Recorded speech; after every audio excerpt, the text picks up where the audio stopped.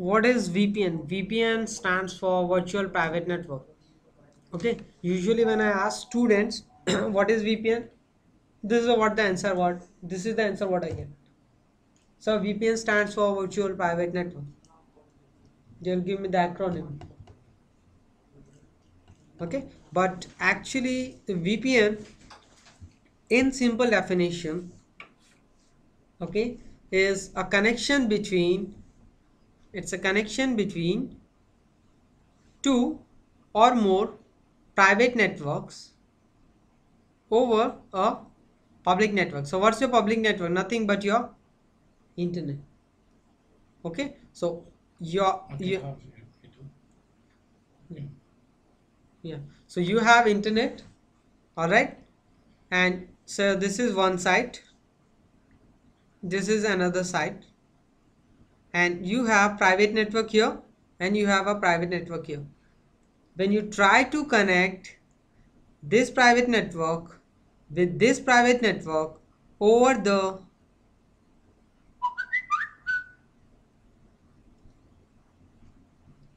internet, which is nothing but your public network, this becomes what? This becomes simple definition. What is your example? What is your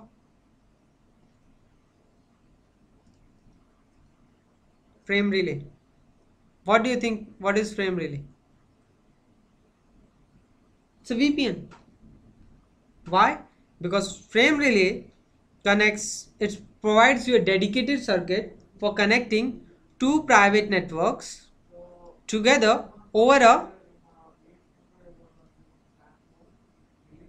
public network. It becomes a VPN.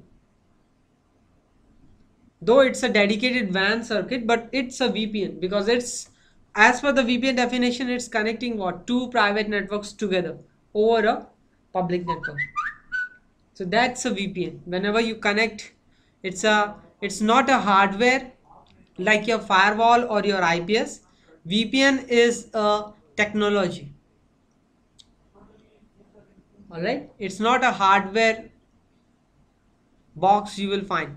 It's a technology to connect two private networks over a public network. All right, so if this is your this is your topology,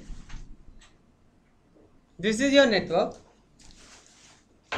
you have say one site, so this is your internet service provider who is providing you this internet. Okay, this is your one of the edge router of your one of the company, one of the branch. Okay, so this is one company in one country, say, or one city. Say this is in India, this is in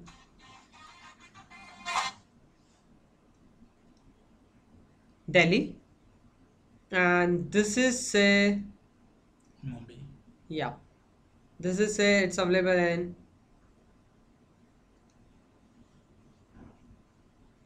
now you want to connect your these two office together, so that if this PC gives some print of command from here, that should get printed here.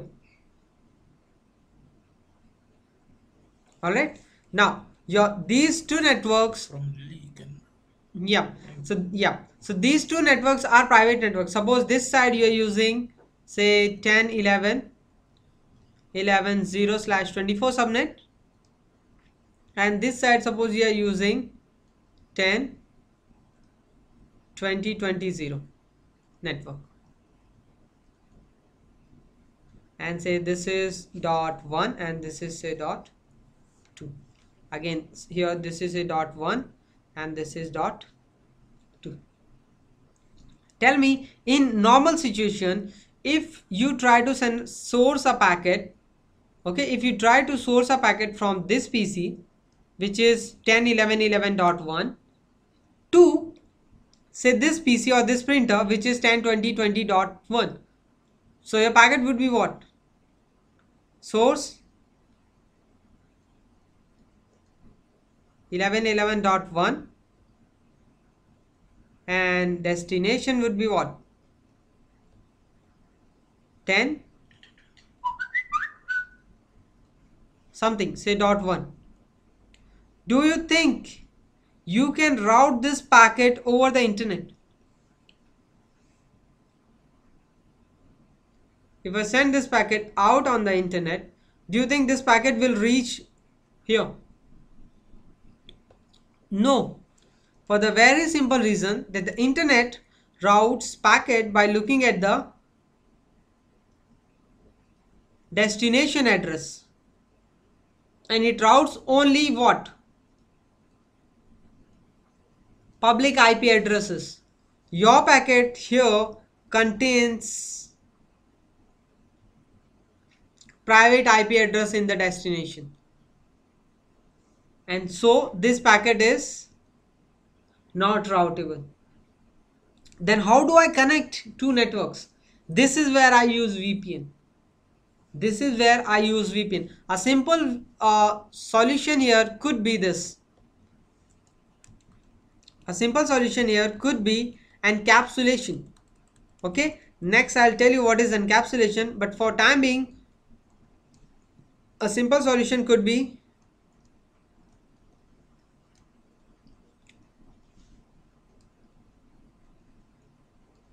encapsulation. What is encapsulation? You write down a letter.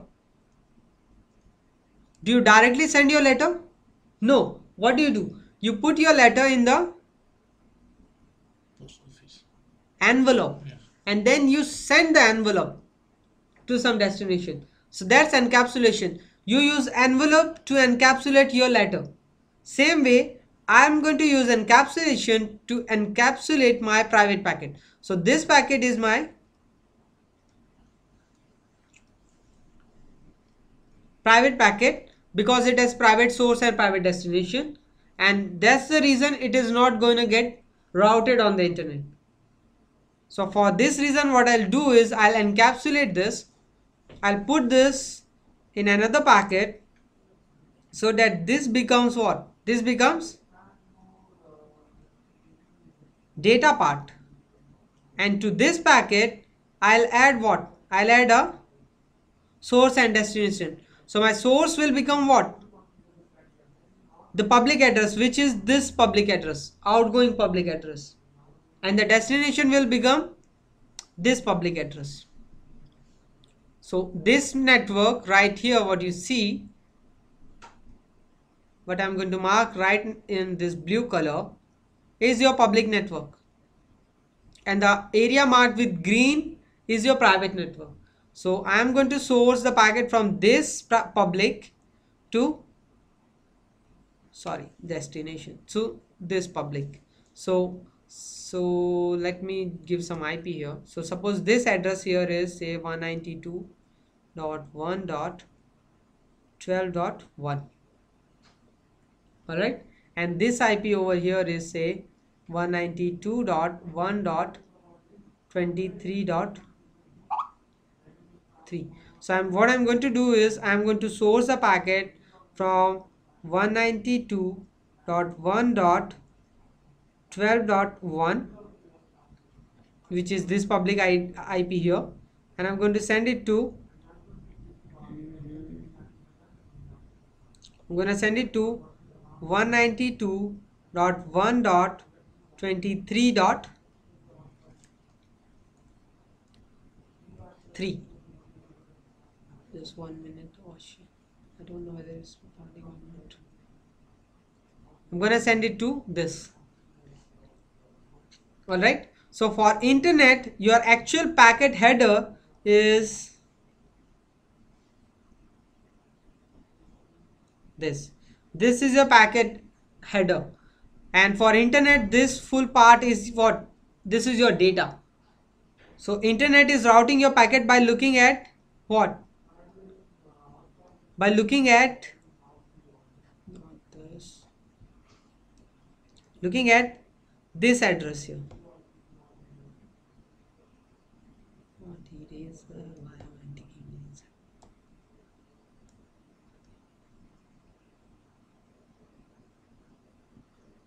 Got it? So this is a public address. Now the packet can get routed.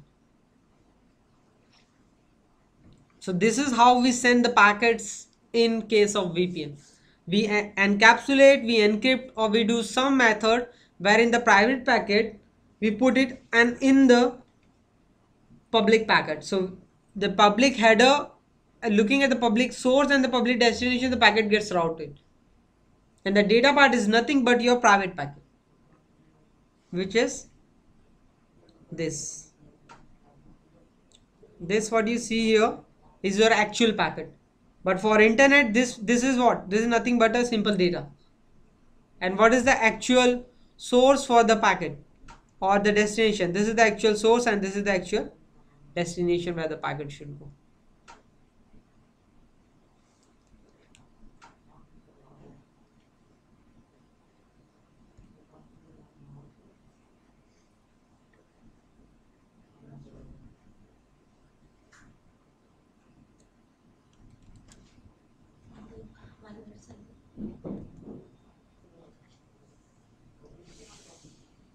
Okay, so Wi-Fi not network. no. So how your packet will be going is like this. Your first you will have your private packet which I'm drawing here in the black color. So this will become source dot one. So 10, 11, 11.1. Suppose the packet wants to reach here. So this becomes your destination 10, 20, 20.1. If you send directly this packet, this will not get routed because this destination is a private address. So what you do is you encapsulate this or encrypt this or whatever the method you follow. We'll see it later. But practically this is what happens. A new header is added. So this older header, this becomes what? This becomes data. And this is over this encapsulation is done wherein you have your public address, which is the outgoing address interface, which is this, which is connected to ISP, and destination becomes this side, which is again a public address. So this public address becomes source, this becomes destination. Similarly, if the packet has to come this way around, this becomes what? This becomes source and this becomes public destination. So here it becomes 192.1.12.1. This becomes 192.1.23.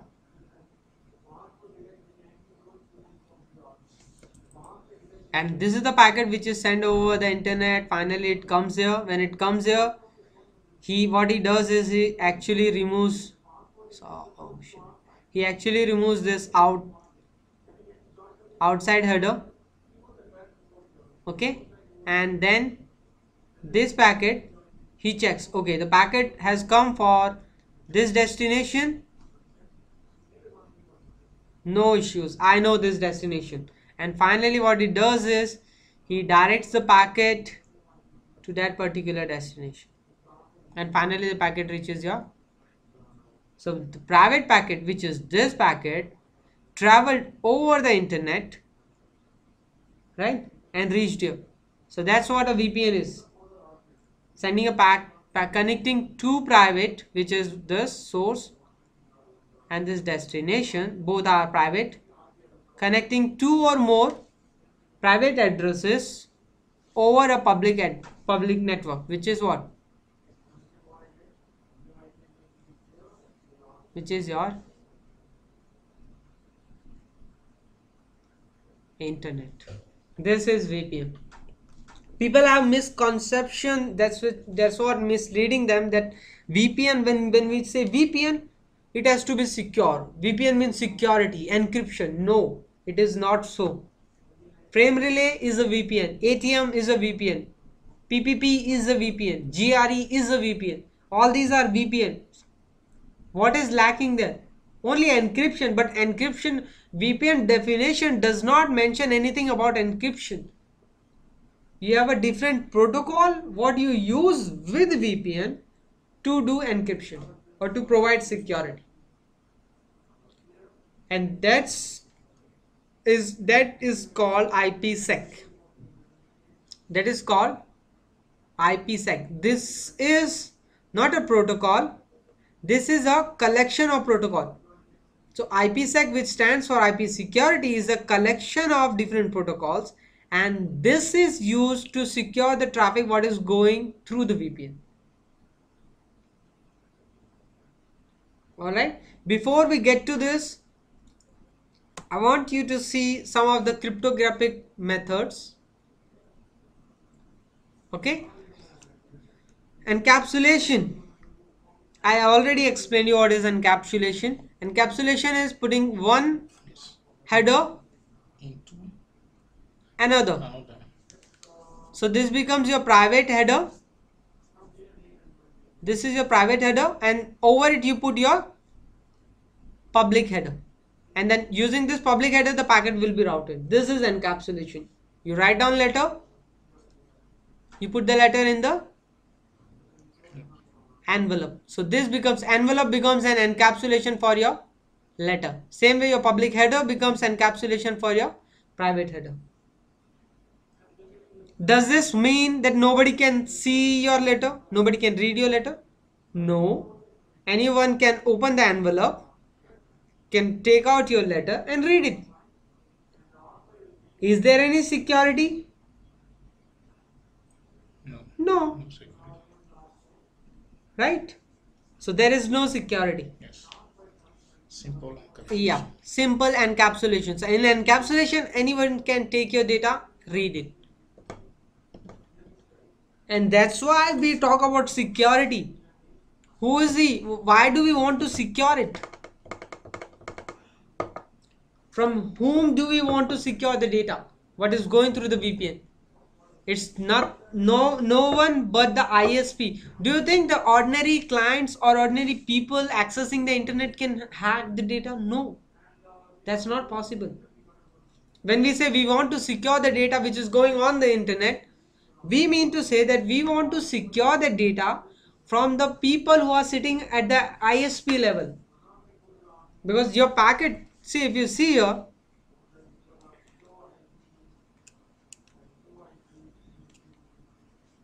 hmm.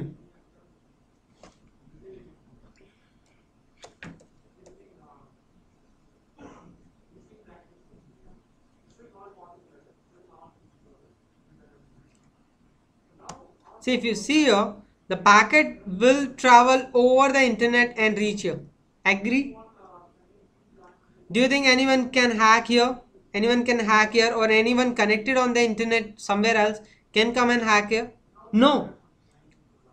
Anyone can look at your packet only when the packet is going through ISP.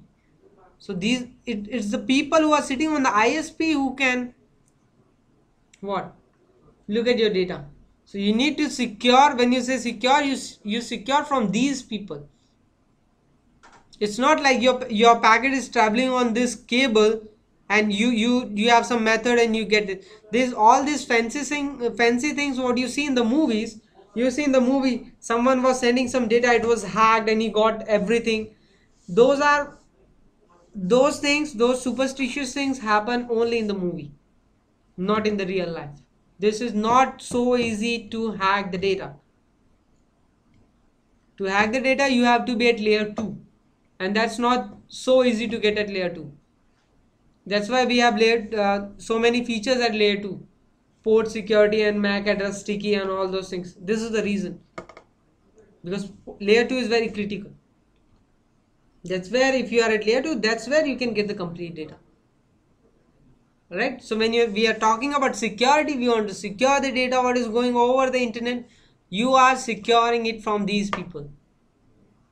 These are the people through which your packet is going to get routed, and if they really want, yes, they can see what the content you are sending. I'm not. Have some confusion about here. Your packet Hmm. go to ISP. If someone a seat Hmm. in ISP, Hmm. you can open your envelope and read your Yes. letter. Yes. How Hmm. how we can Because access like to your like wire, he can use any sniffing tool like Wireshark or anything.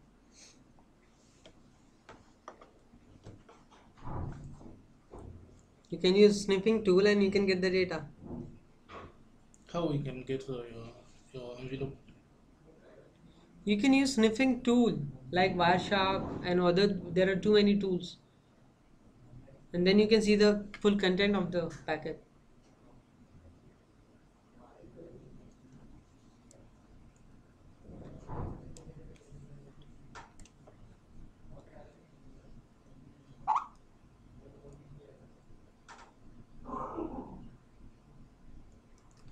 Okay, then so encapsulation is not that secure, but yes, it serves your purpose.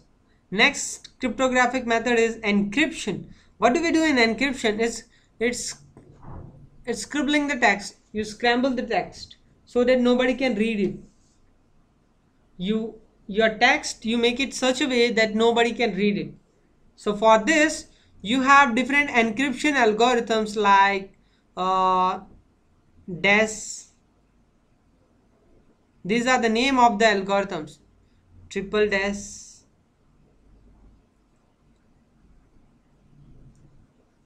AES. So these are different encryption algorithm. I'll explain you what is encryption. But encryption is like scribbling the text so that nobody can read it. And what's hashing? Hashing is nothing but your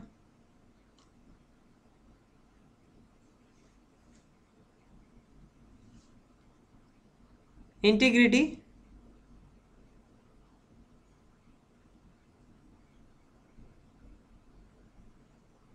integrity check.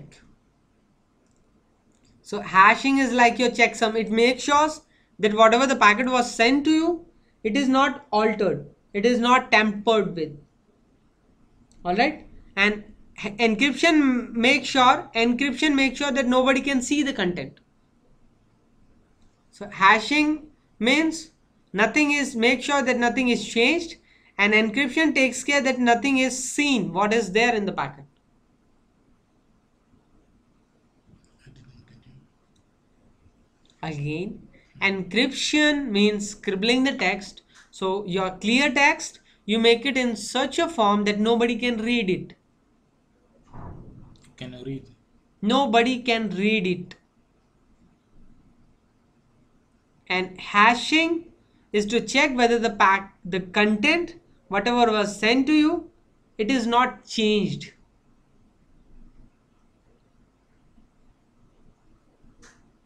Okay, then to work or to use this, so can you use encryption and not hash, or can you use hash and not encryption? Is it possible to use one and not to use the another one? Absolutely, you can do this, no issues. You can use only encryption, don't use hashing. You can use hashing, not the encryption. But generally, what happens generally when you deploy, when you will be deploying VPN solution, you would always be end up you would always end up using both the methods. That means you would use encryption and hashing both.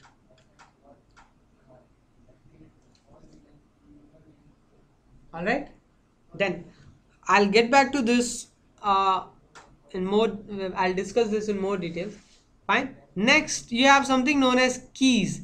Key are nothing but some random number, random and unique numbers. Your keys are nothing but some random and unique numbers.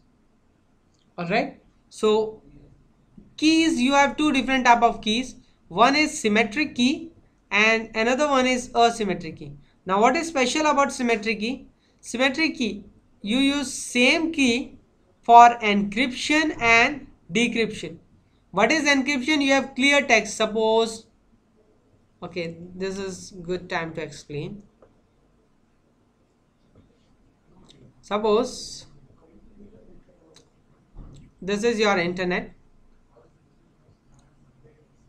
this is site A and this is site B. Okay, if both are using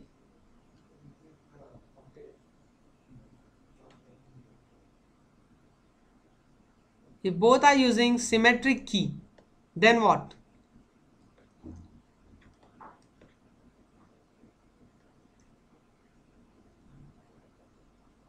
If both are using symmetric key, so a simple example of key would be this. Suppose my key is like this.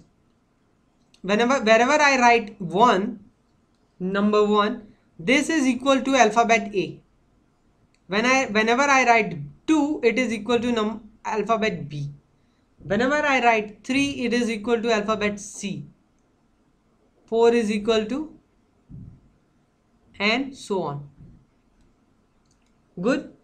Same key I am sharing with this fellow. So on B, even he has the same key, that 1 is A, 2 means B, 3 means C, 4 means D, and so on. This is a simple example of key, but your real keys are not this simple. They are very complex, they are very difficult to crack. But for the explanation theory purpose, I am giving you this simple example that this is a key. Okay. Now suppose A wants to send some data to B and the content is, say, he wants to say bad. The word what he wants to send to B is bad. Good.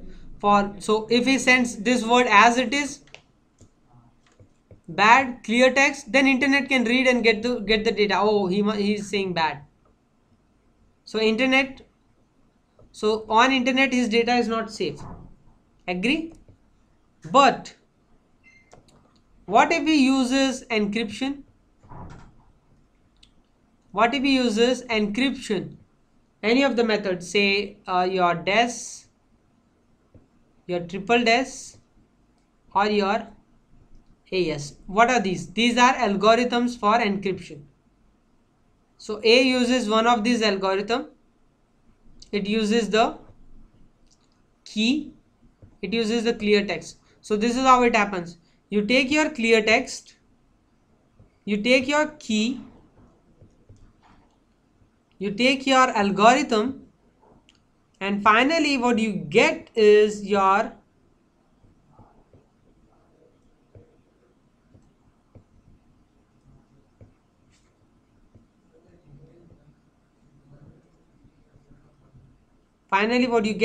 called encrypted text, and this text nobody can read. This is secure. Alright, so I take my data which is bad, I take my encryption algorithm from this, say suppose triple DES I'm using, and I take what? I take the key. All three are there. I combine them and what do I get? Encrypted text. So my encrypted text will be what? B stands for, what is B? 2. A is equal to, and D is equal to what?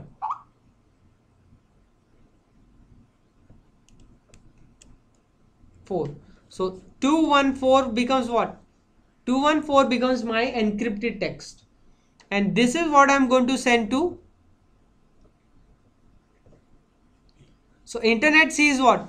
214. What is this? This is just a number, or let it go. They can't interpret or they can't understand what does this mean. Nothing. Right? So now when 214, which is the encrypted text, reaches B, what B does? B takes what? B takes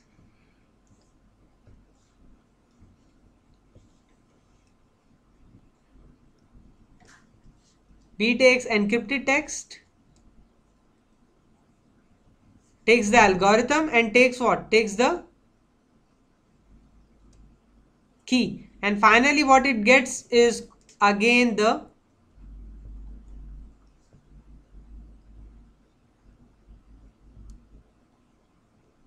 clear text. So when this is given back, so he again converts this back. 2 stands for B, 1 stands for A, and 4 stands for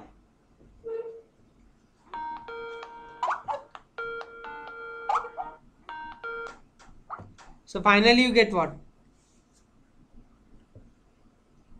Bad.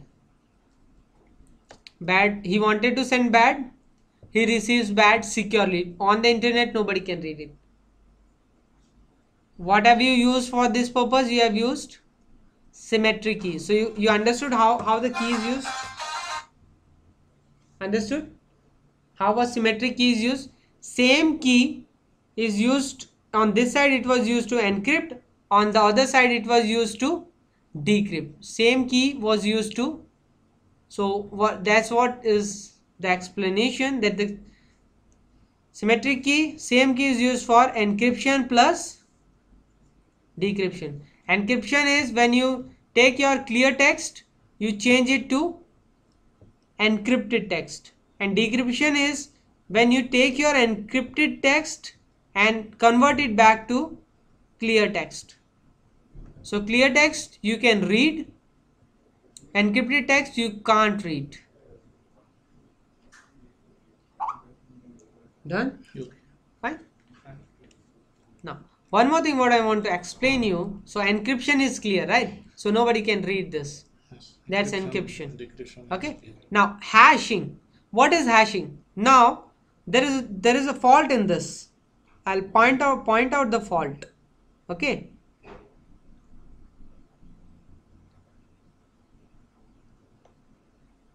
Give me a minute. Now these two users are not using hashing. They are not using hashing. And hashing, what is the use of hashing? Hashing is a secure way to tell that whether something was changed in the packet or not. It checks the integrity of the packet. It makes sure whether the packet, something was changed in your packet or not, whether the packet is original packet or not. Okay, so they are not using hash. So that's a bad part. A sends data, he takes the data which is clear text bad, encrypts it, which becomes 214, and 214 the encrypted text he sends over the internet. There is an attacker here, he gets the data 214. He finds out that he can't interpret what 214 means, but what he decides to do is, I'll alter this packet. No worries, I'll alter the packet. And he alters this text and send him No, nobody. 412. He can't read the data. No worries, I don't want to read the data, but he changes the content. So now the content becomes, say, 412. He alters the content and it becomes 412. When B receives, B try to decrypt this and this becomes what? 4 is D, 1 is A, dab. A wants to say bad, B receives dab, which is actually wrong. Why did this happen? Because they were not using hash. So can you use one of the method, like can you use only encryption not hash, only hash not encryption? Yes, you can. But should you use it? No. Because if you use it, this is what will happen. This could happen. So better is to use what? Both. So when you are using both, what is going to happen? When you are using both, this is what will happen. He will take the clear text. Okay. For hashing, you have two different algorithms. One is known as MD5. This you must have heard somewhere, MD5. Another one is SHA. Don't worry, these are just the name of those algorithms, SHA1. Okay. So suppose we are using MD5 algorithm for hashing.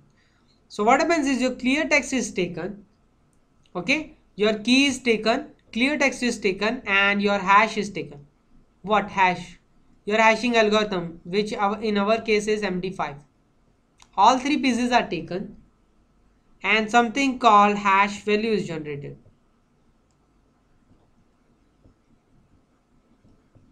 Something known as hash value is generated. This value is a unique value. This is a one time and unique value. This does not change. until there is no alteration in your content of the packet. If there is a alteration of even a dot or even a space bar, even if you add a space in your packet, your hash value will change. Okay, so what happens is hash value is generated and your content, what is your content? 214. So your hash value is added here. And then this packet is sent on the internet. So what does he see? He sees 214 is the content and behind the hash value is HV. This is your hash value. But attacker now, yes, attacker can still come here and try to change this like he had done right now. It can make it 412. And then instead of sending you this original packet, he can send you the fake packet, the tampered packet. But what is going to happen is when you receive this packet, when you try to decrypt this and try to get the hash value, so when you will decrypt this, this will become what? DAB, correct? Clear text is DAB. And for the clear text, when you will generate hash value, this hash value will be different from this hash value. Both will not match. And that's where you come to know that the packet is tampered, packet is changed. Okay, and if he happens to forward you the right packet, which is this one, again you take this, you decrypt this, this comes back, the original text comes to clear text, comes back to bad. And for bad, if you try to calculate the hash value, this hash value is equal to the hash value what is sent with the packet,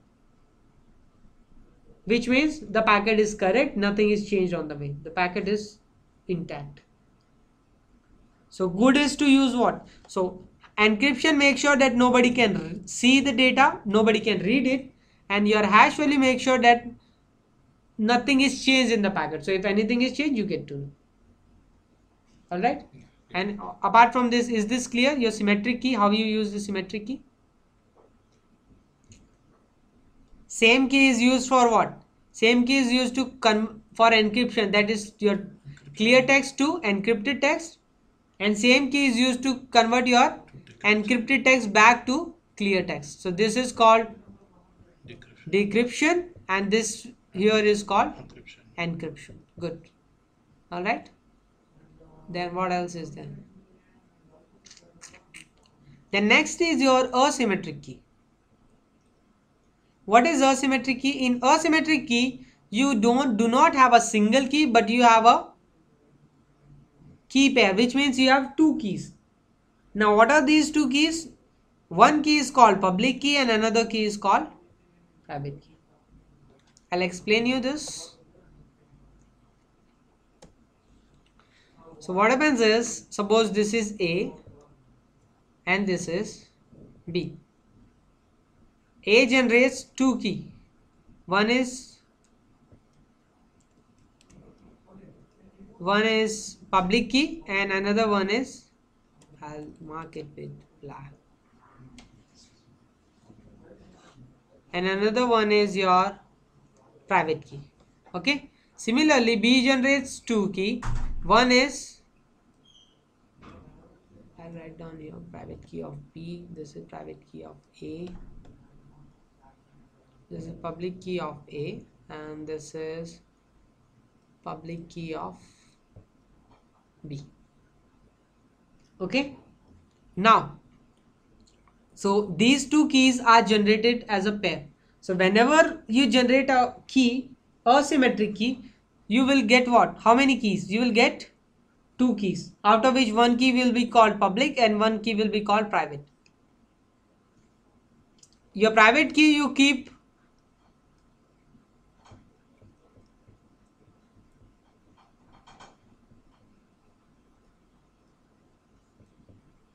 confidential. You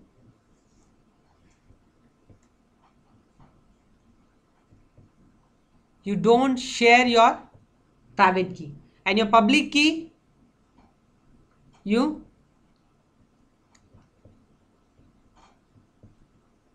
share with everyone. Now how are these used? Okay, what happens is, suppose B wants to send some content to A. So B comes to A, it requests him that I want to send you some data. What A in turn does is, A says, okay, this is my public key, take my public key. So B gets what? B gets the public key of A. Okay. Now, what is the good thing about this key pair is this, that the data, your data, if it is encrypted using one key, then it can only be decrypted using its corresponding key. Are you able to understand? I am trying to say that if the content, if the data is encrypted using this key, then that data can only be decrypted using this key. This key cannot decrypt it. Similarly, if the content is encrypted using this key, then the content can only be decrypted using this key. Same key cannot be used for both encryption and decryption. If encryption is done using one key, decryption will be done using same corresponding key. Okay, this doesn't mean that you will encrypt using your public key and you will decrypt using B's private key. No, this means if the data is encrypted using your public key, then that particular data can only be decrypted using your private key. Similarly, if the data is encrypted using your private key, then that data can only be decrypted using your corresponding public key. Okay, so for this reason, what happens is he gives what? His public key to A. Now, what did I tell you? B wants to send some data to A. So what B does is it takes its data. Okay, this data it encrypts using what? Public key of A. So this data becomes what? Secure, which means nobody can decrypt it. What did I tell you? If the content is encrypted using one key, it can be decrypted using what? Its corresponding key. What's corresponding key of public key? Corresponding key is private key of A, isn't it? And where is private key of A? Private key of A is confidential with A. He is not sharing it with anyone. So what happens? This secure data, when A receives, A can use its private key and decrypt the data. It will get the clear text. In between, if someone gets this packet, it's of no use. Why? Because he does not have this key and he cannot decrypt it. So it's a waste for him. This is what happens in your asymmetric. Asymmetric. Yeah. Good. Similarly, if A wants to send something to B, A will go to B and request for B's public key. So B will give him his public key. Then he will make use of B's public key of B. Using this key, he will encrypt the text, and the encrypted text he will send it to B. And this encrypted text can only be decrypted by the corresponding key, which is this. So finally he can easily get the clear text. Good.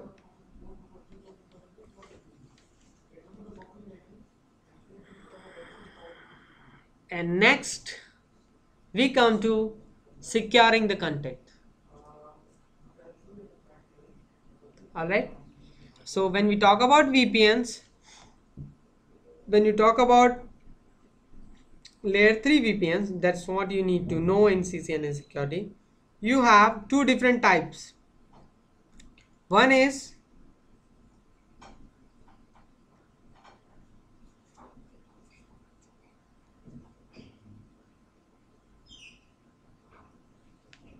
routing based VPNs. Another one is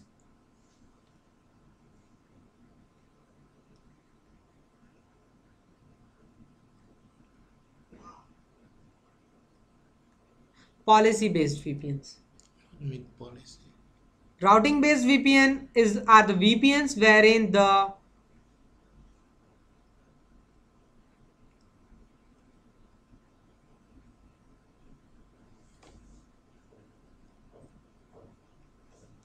routing table decides what packet will go through the VPN.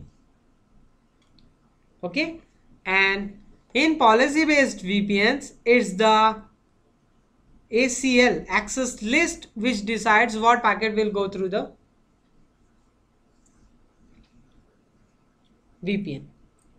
So these are the two different categories of VPNs. Okay, and what you need to study here is policy based VPN, in which your very basic type of VPN is your LAN to LAN, or also called sometime site to site VPN. You will be going through LAN to LAN or site to site.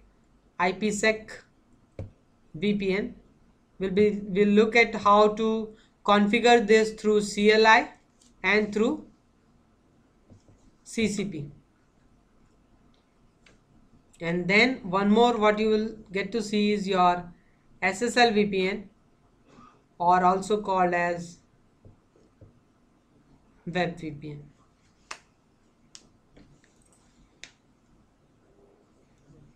Good.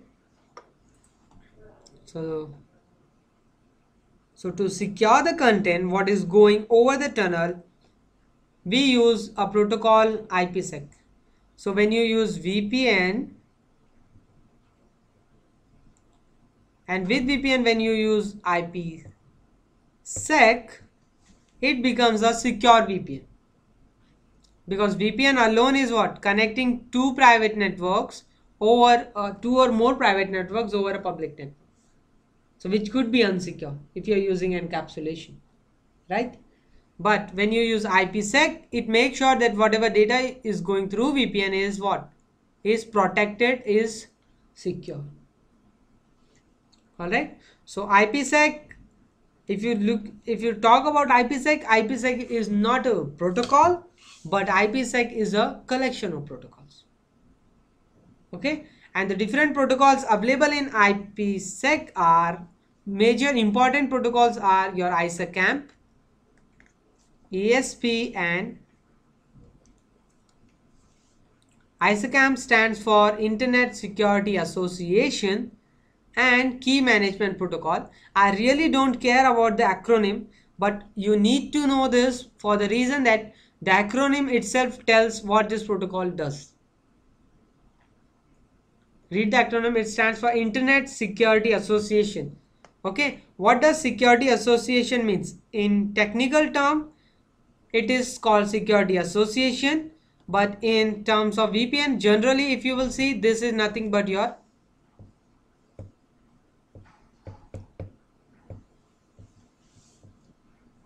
VPN tunnel. Technical term you would see Security Association, but generally you would see people referring to this as VPN tunnel. Then what is this? Key Management Protocol. This is an application layer protocol, okay, and this runs on UDP port 500. So ISACAMP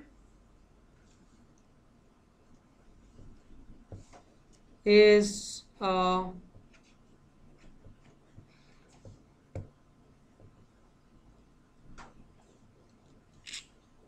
ISACAMP runs on UDP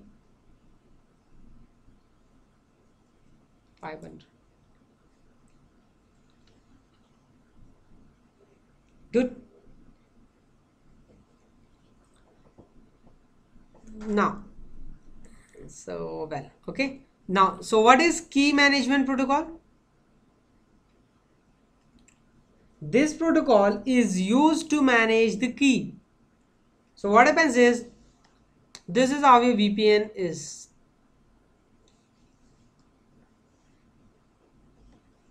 This is one site which is connected to the internet, and this is trying to connect to this site. Okay, so when you will configure VPN for this, you would see there will be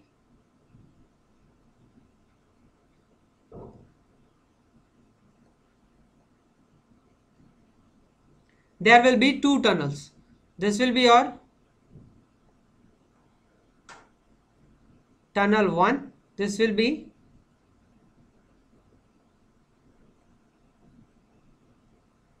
and one tunnel, the first tunnel will be for key, and the second tunnel will be for data. Okay, and your ISOCAM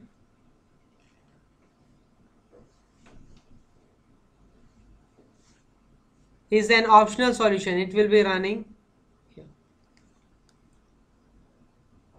This is your ISOCAM tunnel and this is your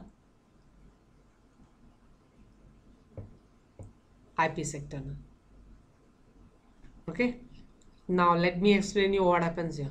Okay, whenever you talk about tunnel, VPN tunnels, okay, every tunnel needs few things, like it needs a key, it needs encryption algorithm, it needs hashing algorithm, and finally it needs some clear text or the data. Agree? Every tunnel what you see needs these 4 P's. Okay, if you take a look at ISOCAM runs on UDP 500, and the whole purpose of ISOCAM is this. The whole purpose of ISOCAM is what?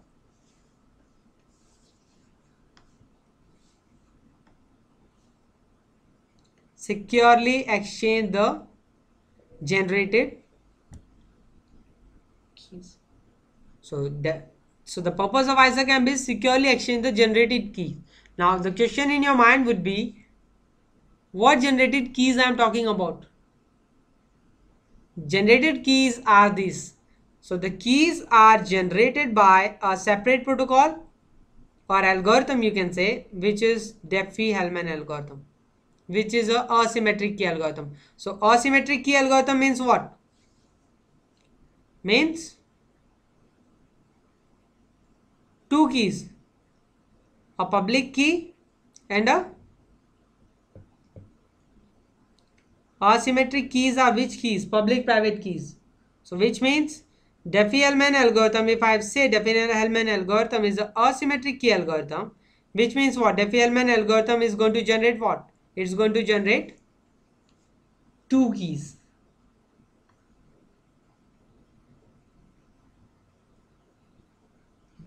Okay, so Diffie-Hellman algorithm is used to generate what? These keys. And then ISOCAM is the protocol what is used to securely exchange these keys. Where? With the peers. I explained you last, this is what I was explaining. So what happens here is, you run Diffie-Hellman algorithm which generates public private keys, and those keys become what? Those keys become data. So this key is what? This is a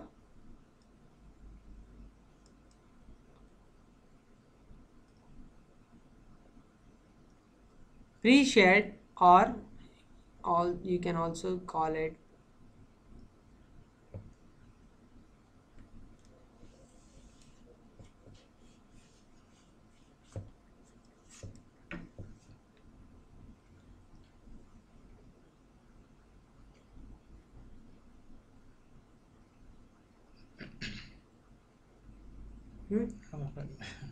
fine. Okay. So the key what you're using for tunnel 1 is a pre-shared or symmetric key. Encryption you can use anything. Let's use triple S. Okay, hash you can use again anything. Let's use MD5. And the content, the clear text what I'm talking about here is nothing but the key what is generated by the Diffie-Hellman. Okay, so what happens is, you have Diffie-Hellman algorithm which generates the key. That key becomes your clear text, and that key is encrypted and hashed using this key, and then that data is sent to peers. thereby you securely exchange what? The content, the key. Now for tunnel 2, again what do you need? I told for every tunnel you need these things. So for tunnel 2, again I need a key. I need what? Encryption. I need hash, and I need what? I need encryption. That's okay. I can use triple dash dash anything. Hashing, again that's okay. I can use say MD5 or SHA or any algorithm. Data is nothing but user data, what user wants to send, maybe a file, music, video, whatever it is. What is the key? From where do I get the key for tunnel 2? The key for tunnel 2 comes from tunnel 1.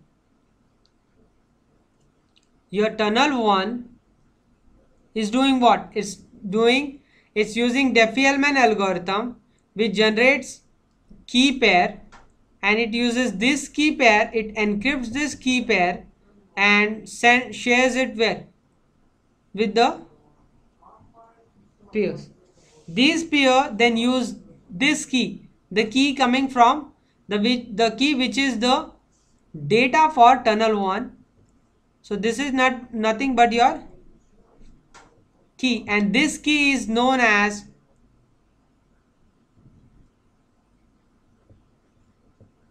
session key, and also sometimes it's known as TEC, which stands for traffic encryption key.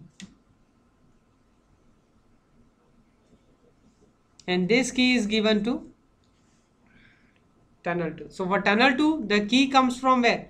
Key comes from phase 1 or tunnel 1. So here the key is nothing but your this key.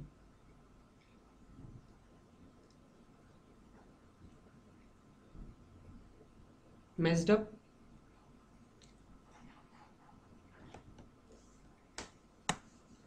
Again, so you have, now I think you should understand, you have two sides, R1, R2. When you deploy VPN, you would see that you get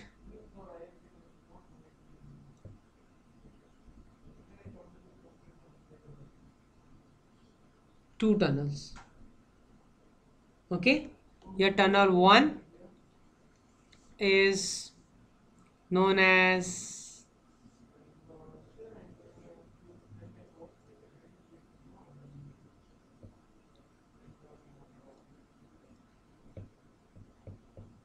ISACAM tunnel, or it's also known as phase 1 tunnel, or it's also known as ISACAM SA. I told you SA what means? SA stands for Security Association. And what does this mean? SA means tunnel in general terms. This one is known as what? This one is known as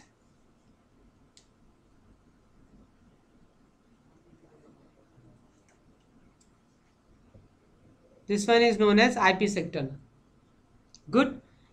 Next, I told you every tunnel needs 4 pieces of information. It needs what? It needs a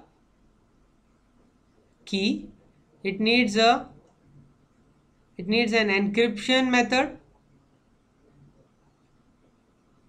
hashing, and finally data. Key here is what? Key here is your symmetric key, or also known as pre-shared key.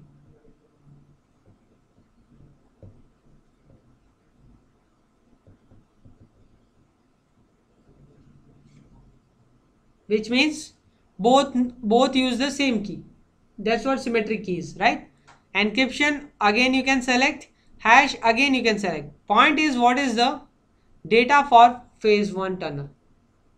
Data comes from an algorithm that's called Diffie-Hellman algorithm, and this does what? This generates a key pair. So this will generate a public key and these keys will get what? Exchanged. So these keys becomes what? Becomes data, and on this what do? You use the key, encryption and hash, all three. You finally encrypt this data and do what? Share with the peer. Got it? Then for phase 2, so this key what is generated and shared, okay, is called traffic encryption key, or also known as session key. So when you come to phase 2 tunnel, again every tunnel needs what? 4 pieces of information. It needs a key, it needs encryption method, it needs hashing, and it needs what? Data. Key, encryption you can select, hash you can select, data here is your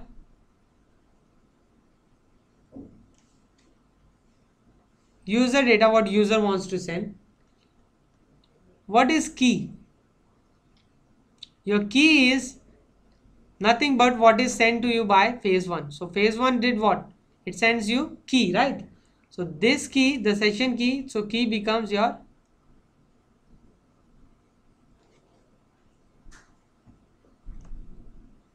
and then your data, so actual data goes, user data goes through this tunnel. So that's why your ISACAM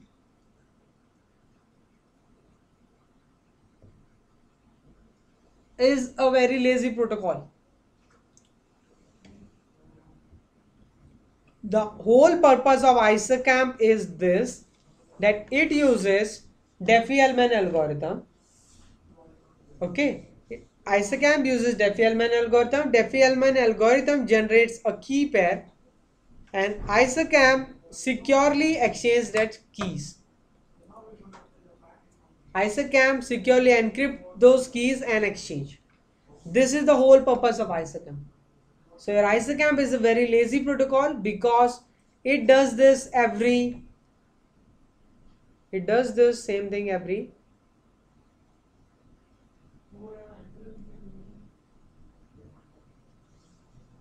ISACAM does this every 3600 seconds, which means after next 3600 seconds, again Diffie-Hellman algorithm will create a public key and a private key. Again ISACAM protocol will wake up. He will encrypt the full text. And what? Give it to phase 2 tunnel. Then phase 2 tunnel will use that key to send what?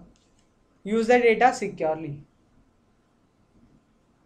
Fine. So your ISACAM is a very lazy very lazy protocol. It comes up after every 3600 seconds. This is the default time after which your key is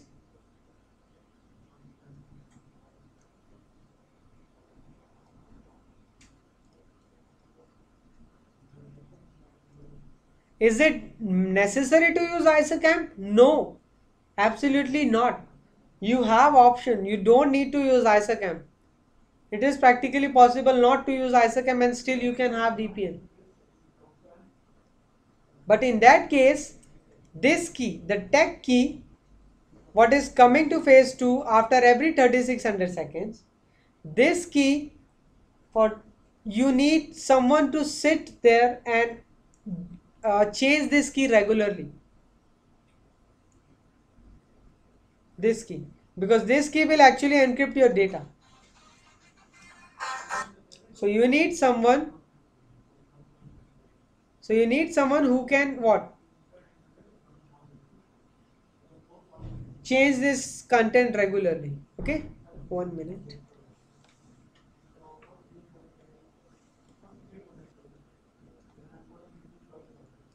Okay, so next, this is clear. Hmm? Next, what you have is ESP protocol. Okay, it stands for encapsulating security payload.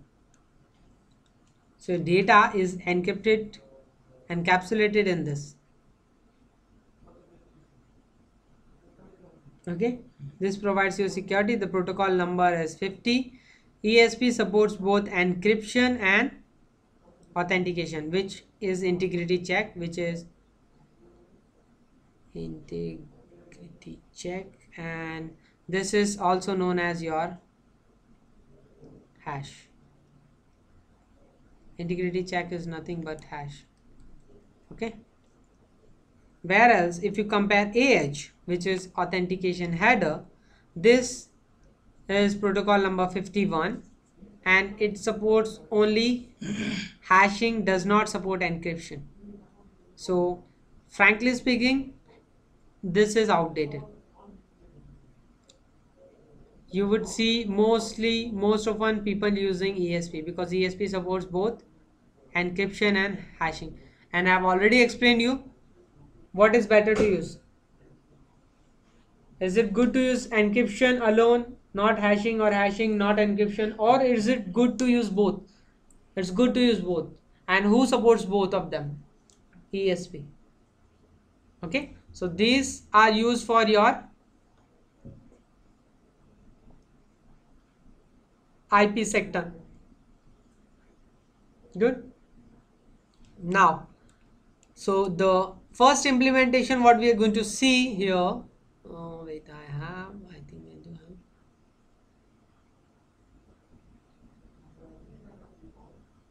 The first implementation what we are going to see here is, what we are going to do is, we are going to take this topology. I'll just show you. We'll take three routers. We'll take R1. We'll connect this with R2. We'll connect this with R3. Alright. We'll simulate R2 as internet. So R2 is your internet. Okay.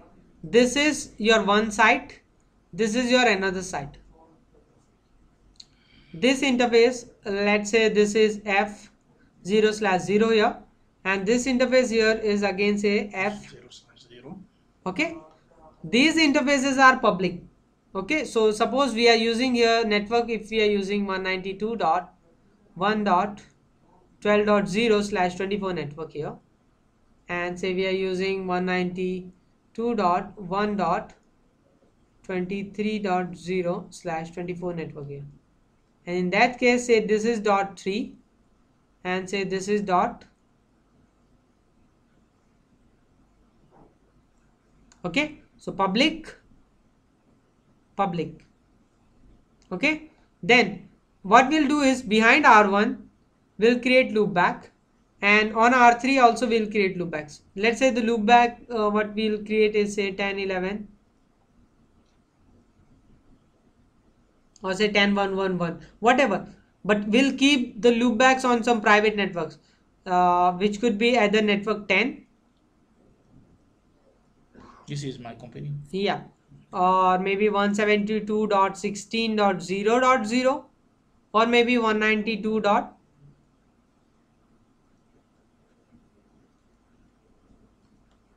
So these private networks will keep something from these subnets. Okay, so in the whole topology,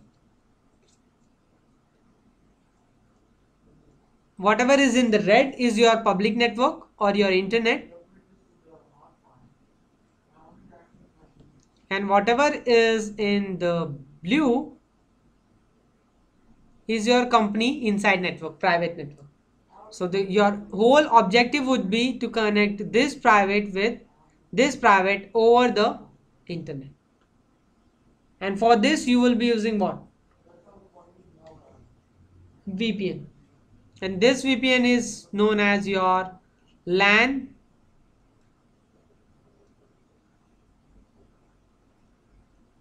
to LAN, or also known as site to site IPsec. This is the first VPN what we'll be dealing with. Alright, the next video I'll tell you how to configure this using your CLI and using your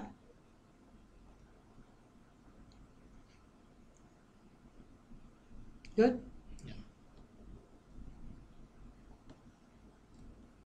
Alright guys, this is for your SSL VPN. Alright, so let me take you through to the physical topology, how the devices are connected on the rack.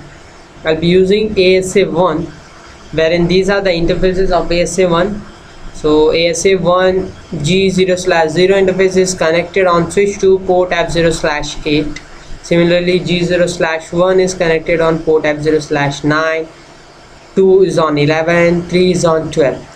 Okay, the management port of firewall ASA1, I have my PC connected there, so I'll be launching ASDM through this. So this is the management port where my PC is connected. Then we have a router R1, wherein its Giga Ethernet G0/0 is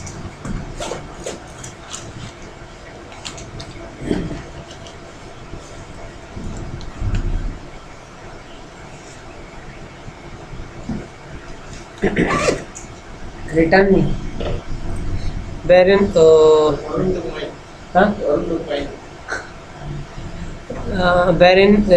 its G0/0 interface is connected to interface F0/1 of switch 2.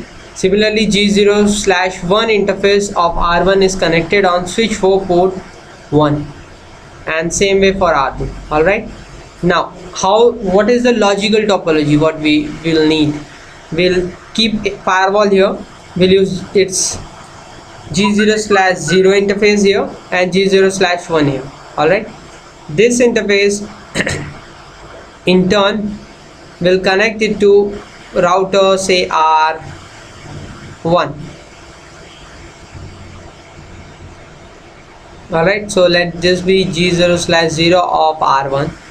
Then this side will connect this to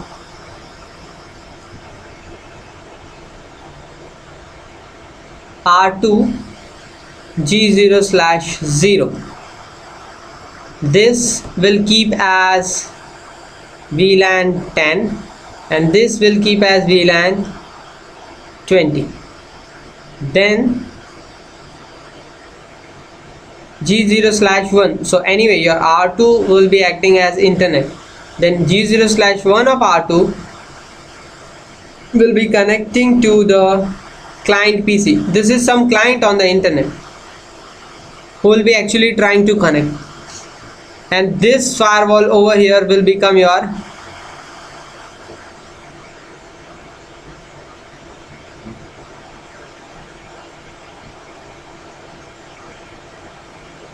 SSL VPN server.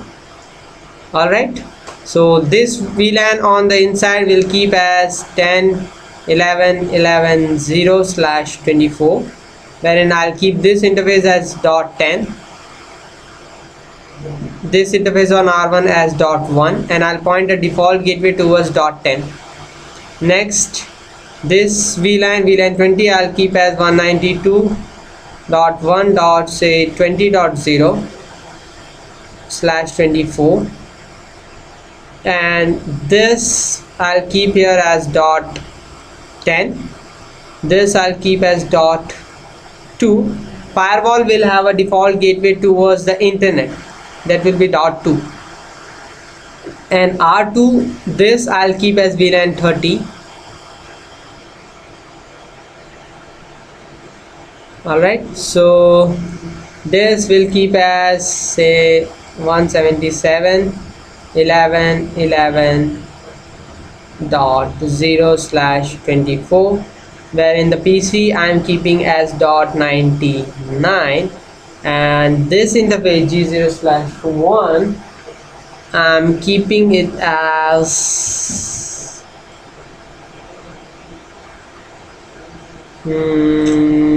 dot 10.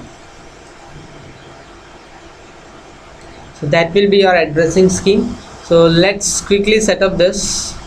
I'll need more both the topologies. This is your physical topology and this is your logical topology. So I'll need both of them. So let's quickly go and set this up. I believe I don't need to. I'm on the access server anyway. So I'll go to switch 2.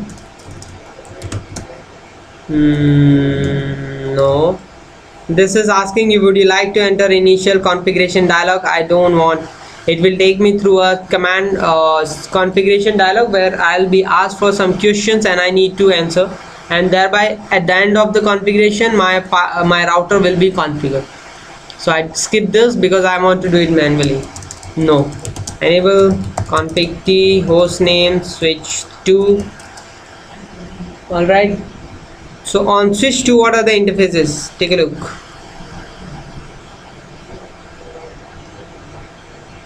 On switch 2 the topology is this, that R1 G0/0,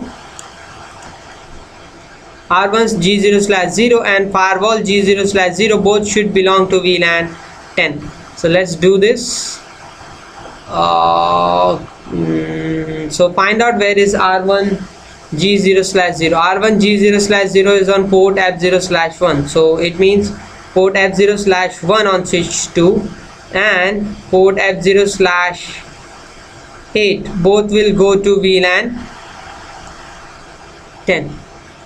Then firewall G0/1 which is port F0/9 and R2 port G0/0 which is connected on port F0/2. These both will go to VLAN 20, which are right here.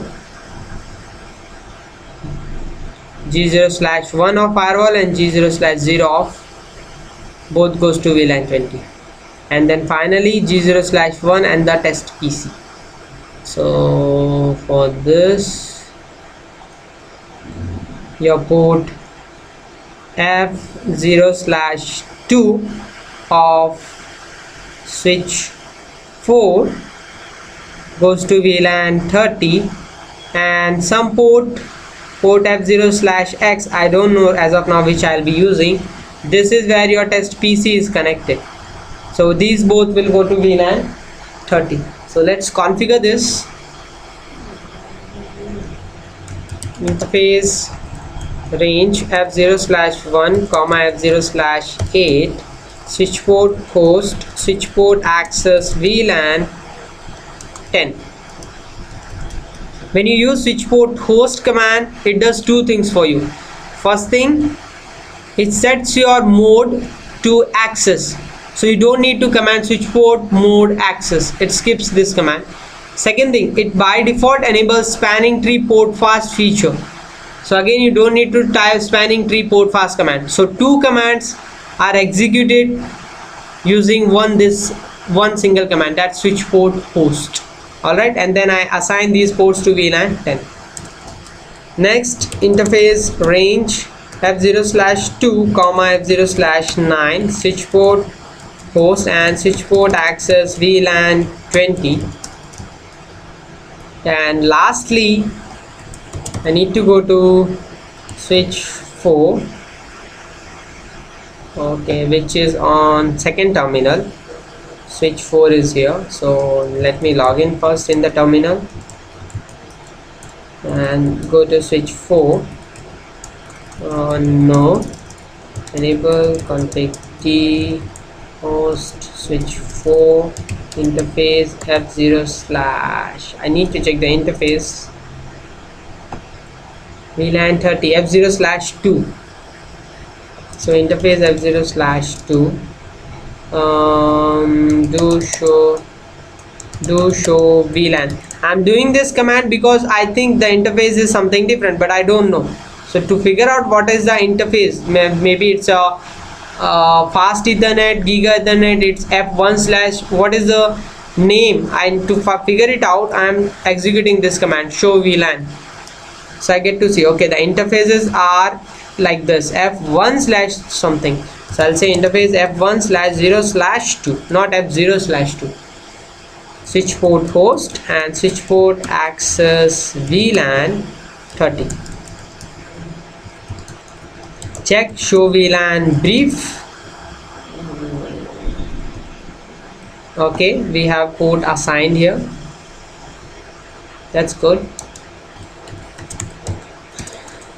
Apart from this, I need to check whether the VTP is set or not.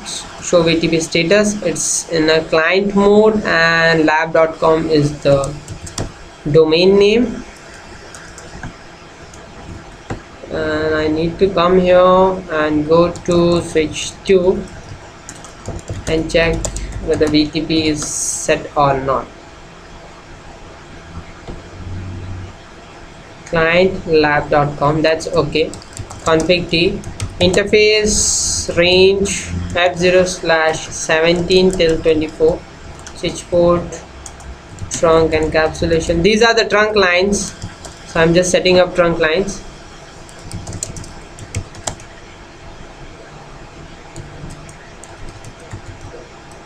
f1 slash 0 slash 17 till 24, switch port, sorry, it's not switch port, this switch port, trunk, encapsulation .1q, and switch port mode set it to trunk. All done. Next step, my next step is to configure routers. So I'll go to router 1. No,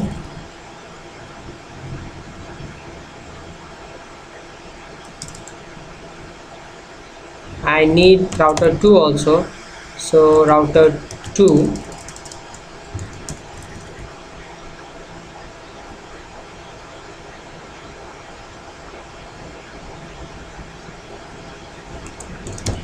let's go back to router 1. It's up. First of all, assign name, config T, host name R1. Next thing, set up your line console 0, set the logging to synchronous, and set no IP domain lookup that we have been doing. Alright, now go and configure the interface G0/0 with an IP address of 10.11.11.1 no shut it. Configure a route, IP route, default gateway pointing towards the firewall 10.11.11.10. Remaining config we'll come back and do it. Then I go to ASA1,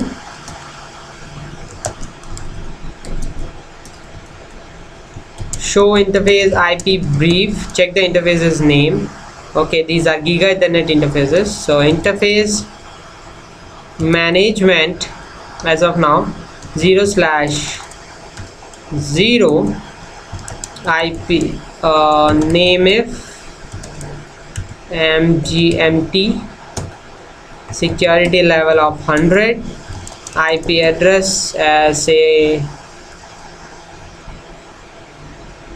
172.16.10.1 255.255 or say 10.10 255.255.0 no shut and exit. I want to launch ASDM, so I'll say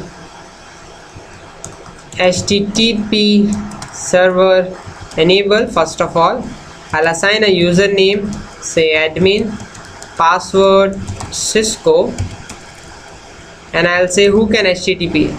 Anybody HTTP from 172.16.10.100 is my PC address from where I'm going to launch ASDM. From which interface? As of now we have only one interface, so I'll be launching ASDM through management interface. That's it. Okay, we'll come back and launch ASDM soon. So let's go and configure R2.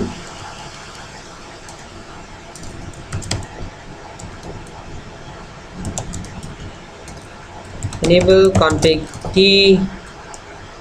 hostname r2 line console 0 logging synchronous and no IP domain lookup please until I need it. Done. Interface Jesus/0 which is connected to firewall. I'll assign IP address as 192.120.2.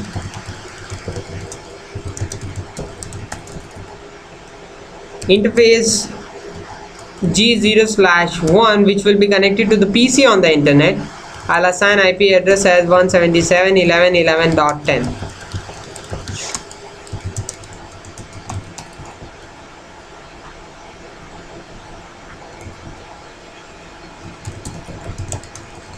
Show IP interface brief. This is the config on R2.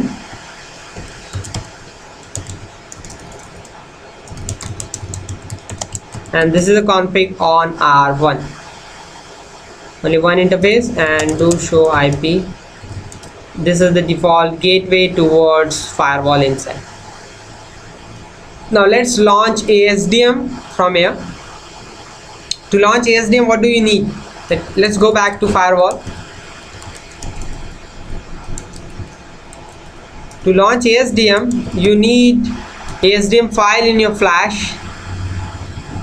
So that's here. I have ASDM file in my flash. So I can launch ASDM. So what I need to do is I need to just set the IP on my PC. Local area connection, no address, properties. 172.16.10.100, that's my PC address, and is 255, and my default gateway is firewall. So 16, this even if you don't give, this is fine. Okay, close. Before I launch, best practice is to ping and see. Ping 172.16.10.10.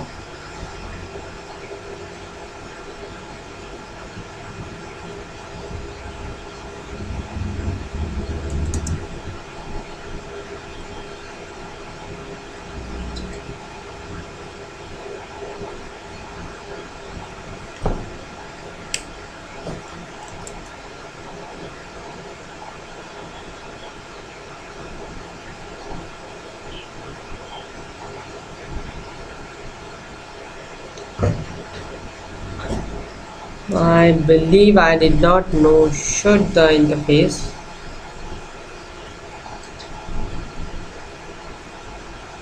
Did I know should the interface? Yes, I did.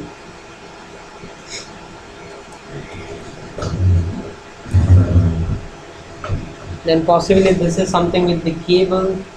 Let me check. What is it?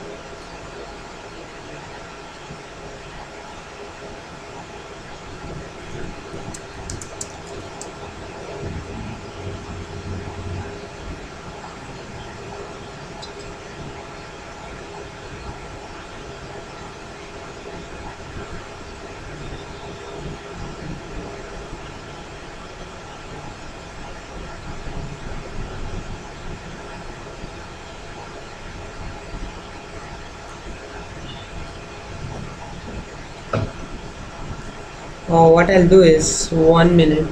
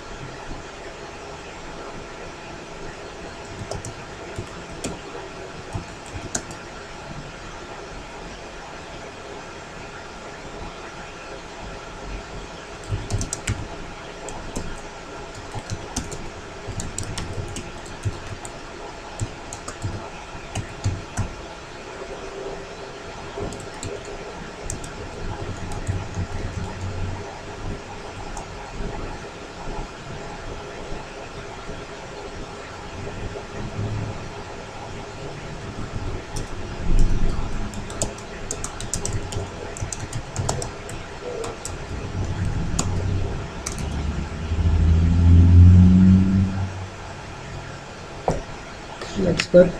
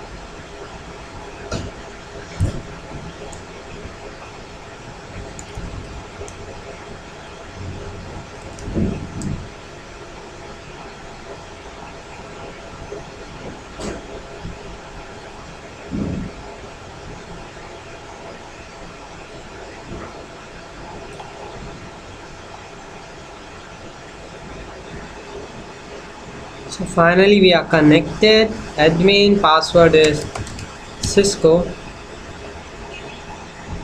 No, I think this is wrong. Hang on. Let me launch this for 172.16.10.10. Admin password Cisco. Continue. Okay, now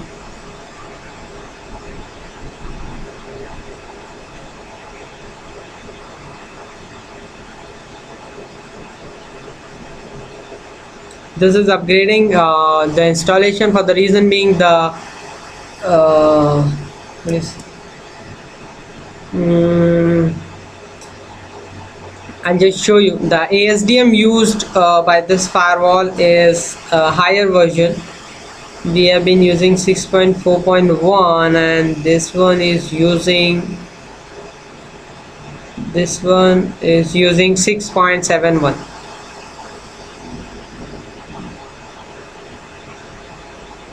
Password Cisco. Okay, there you go.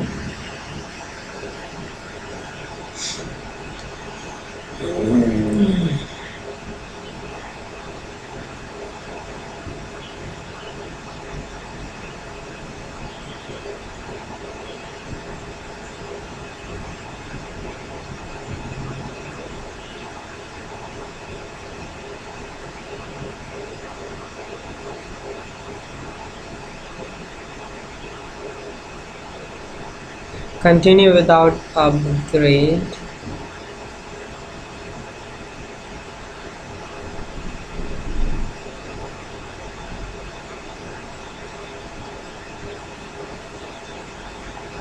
The device, the model what we are using here is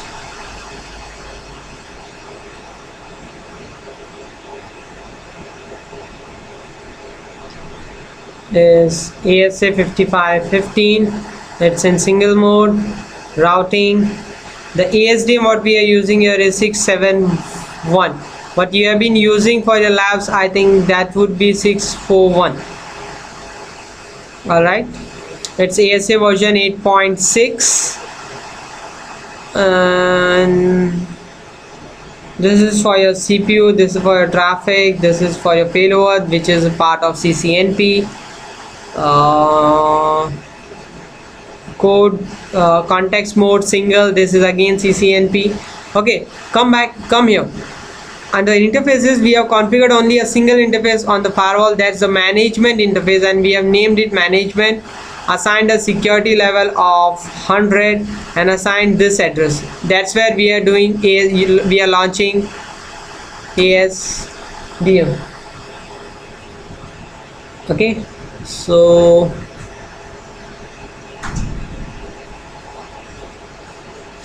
next, go to configuration, go to remote access VPN, click on client SSL VPN.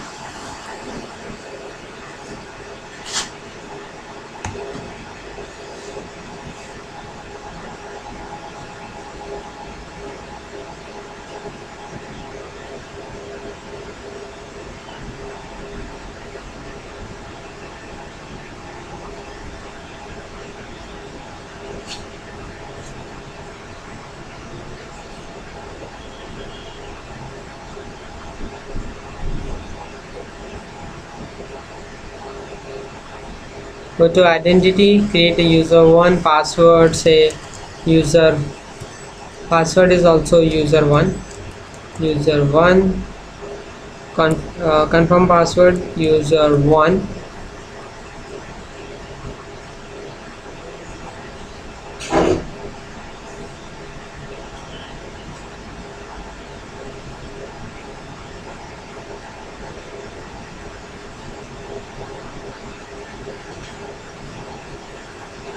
Okay, then send. Authorization enable for local,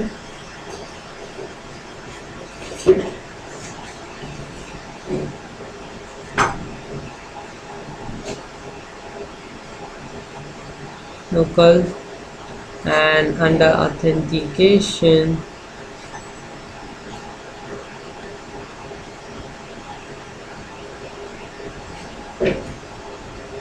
enable local.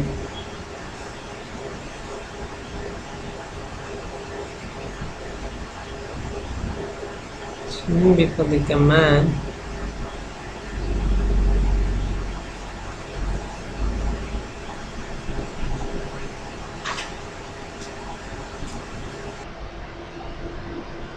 okay, so we have launched ASDM to the firewall. Now we'll go and set up the device. For this, come to configuration, device setup. We have configured only management interface with this IP. So let's configure E0/0. I'll go down, click on edit. This interface I'll assign name as inside, security level of 100. I'll enable the interface, that's no shut, and assign the IP, which is going to be 10.11.11.10. mask will be /24. Once this is done, click on OK. Okay, then I'll 0/1 is my outside, so 0/1 name if outside, security level 0, enable the interface, and IP address 192.120.10. Okay, finally apply. So these are the command what ASDM is going to send it to the firewall. So let's send this files.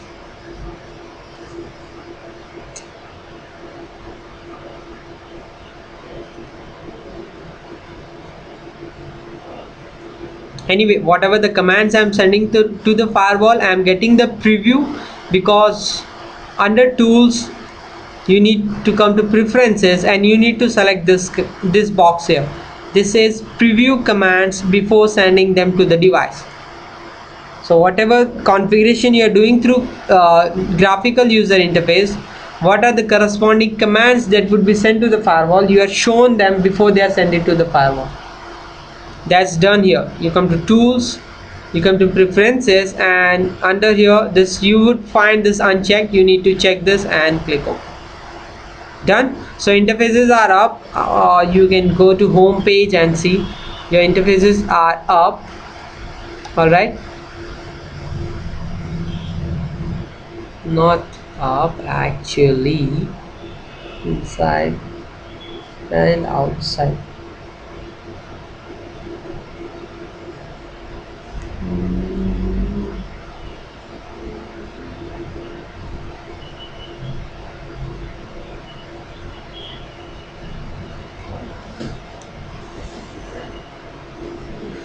Well, they are actually up.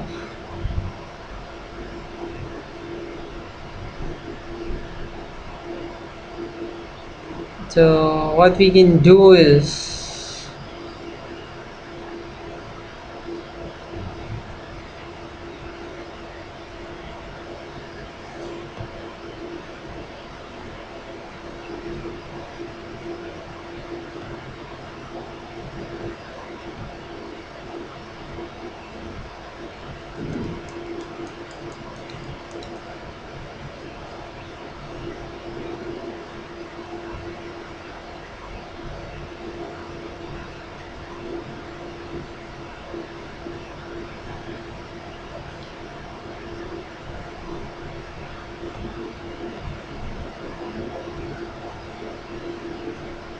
Where is it? Let's see. Let's ping 10, 11, 11, 1. Yes, you can ping. And let's ping 192.120.2. Yes, you can ping. Alright. So this is good enough. And let's try to ping 177.11.11.10. This fails for the reason that there is no route. So what you can go and do is go to device setup, go to routing, add a static route, add towards outside interface, network, any gateway is 192.120.2. Okay, that's your default gateway. Let's see the command. Route outside 000 and the default gateway. Send it to the firewall. This time around, come back and try 177.11.11.10, and there you go. Now it's pinging. Alright, so if you take a look at your topology, I was using ASA 1, but due to some problem I'm using ASA 3. Alright, so right now you are able to ping from the firewall. You are able to ping R1, you are able to ping R2, and you are able to ping this interface, which is 177.11.11.10. Alright, we do not have this client PC. We'll be deploying it soon. So well, now we'll come to our firewall and configure this for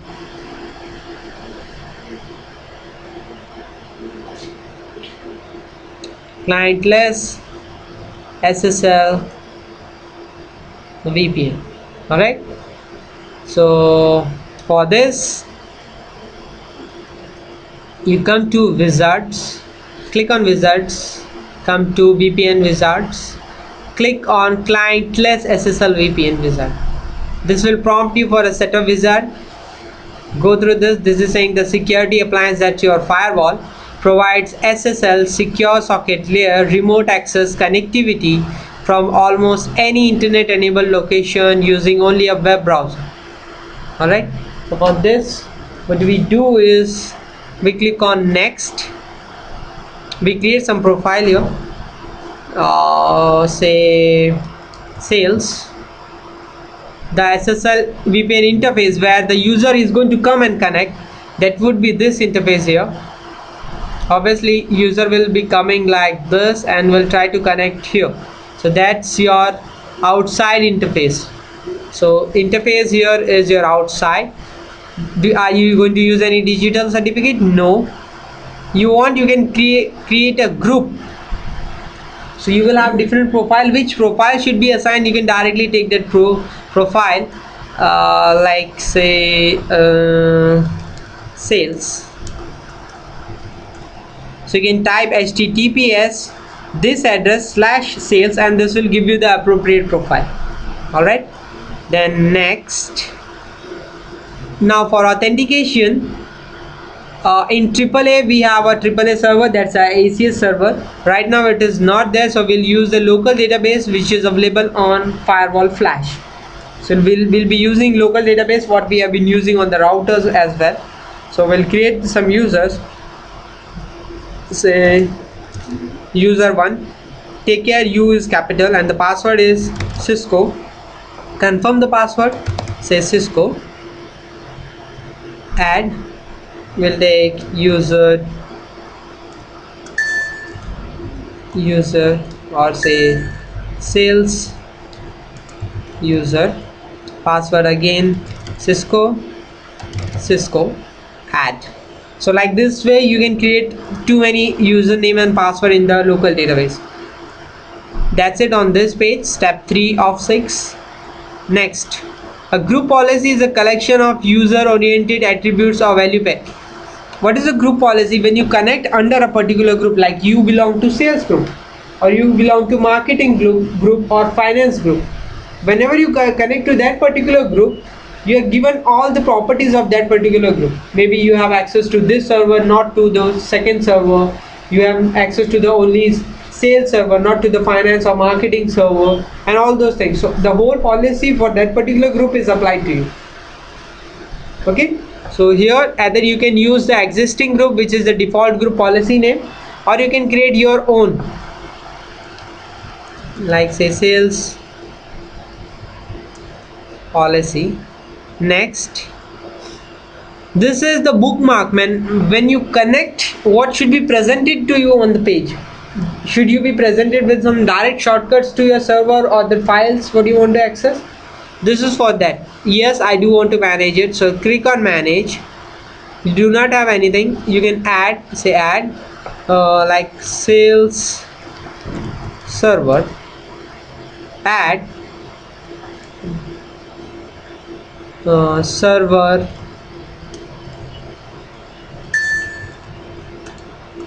sales doc server. Alright, and then you can say for this you will need to go to 10.11.11.1 and then say okay. You want, you can add more like sales email server. You can give say 10.10.10.1 and say okay. Okay, done. Next, so this is what it is, what you have configured so far. Click on finish. This is the beautiful thing, so many commands what firewall is going to send. So in the back end, this is what you need to configure if you are doing it through command line, but the same thing is done using the ASDM in just 6 steps. So many commands just in 6 steps, and finally you send all these commands to the firewall.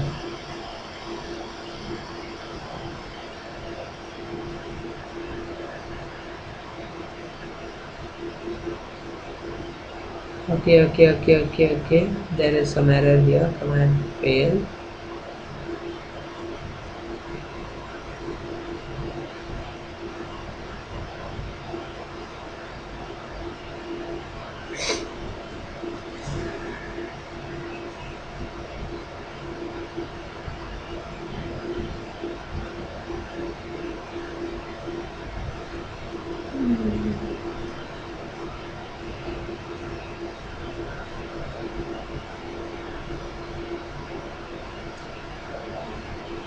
Finally we finish this. All right, now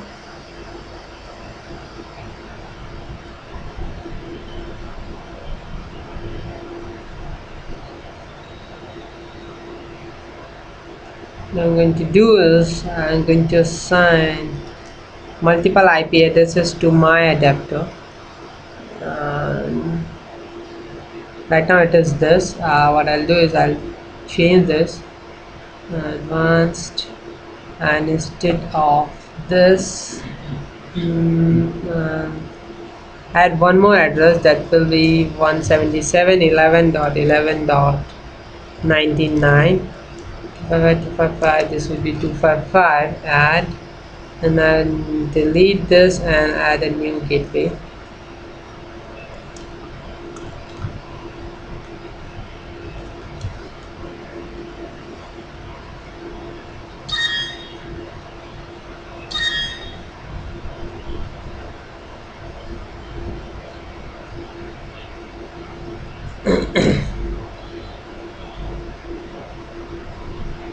And what I do now is where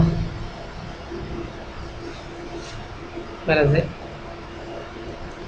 Yes, I am already using, so here is your management port of ASD firewall. So I am connected right now, I am connected to the management port of firewall. What I'm going to do is I'm going to remove my laptop from here, Okay, and I'm going to connect my laptop, take my laptop, and I'm going to connect my laptop here. Where? In the VLAN 30 with the address as 177.11.11.99, and then from here I'll try to access firewall through. Alright, so my it's already connected. All I need to do is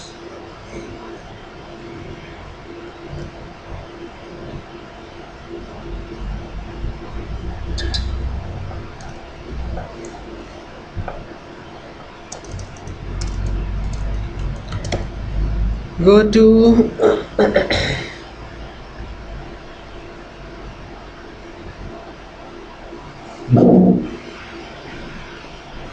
switch to back. Switch router. Firewall.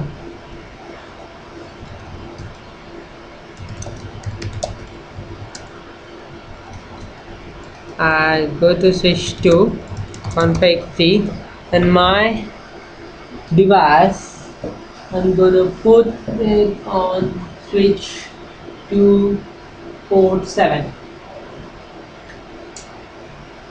I've connected my device on switch to port 7. So interface F0/7, switch port host, and switch port access VLAN 30. This is where I'm connected.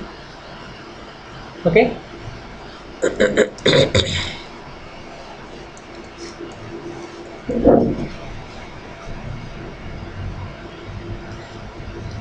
So now I'll open up the browser. Before I open up the browser, let me try to ping 192.1.20.10. I reach him.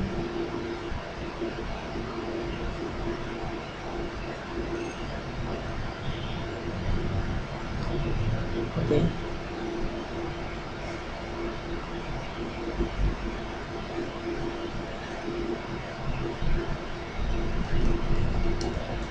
Uh, 177.11.11.10. That's my default gateway anyway.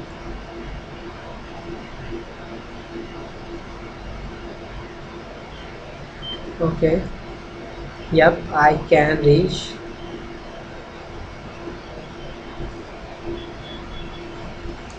I can reach, and this is the server where I want to reach. Okay, so I come here, I say HTTPS to 192.1.20.10/sales. This presents me one page. This is your certificate error. You see this is marked slash, a cut with the red color. Reason being, the site security certificate is not trusted. So this page is you are doing a handshake with the server, SSL VPN server. There's a firewall, and he is presenting you one certificate, and that certificate is self-signed. It's not signed by some CA server. Okay, for this reason it's saying that your certificate is not trusted, though it's presenting some certificate, but I do not have any trusted server against which I can validate this. So for this reason it's giving you this error. But this, because you know this is your lab environment, this is your own firewall, you can say proceed anyway. You proceed and you get your VPN page. What was the username and the password? Username was user1 and password was Cisco, and you click on login. You get the page. Do you see this? This is the bookmarks what we had created: sales doc server, sales email server. So if you click on, so this is where you can go. If you want, you have most protocols available, but compared to your EasyVPN, you do not have so many protocols here. You can use only standard protocols on their standard ports like HTTP, HTTPS, CIFS. That's the internet file system, centralized internet file system. You must have seen this with the backslash what we write in our Microsoft. And then you have FTP, that again what you can use. So you do not have more flexibility, but yes, in case you do not have software like your EasyVPN client software, still you can connect up for VPN. So suppose this is your server, you want to access him, you can click on this. Okay, server is not available. Go back. For this, what you can do is go and configure R1.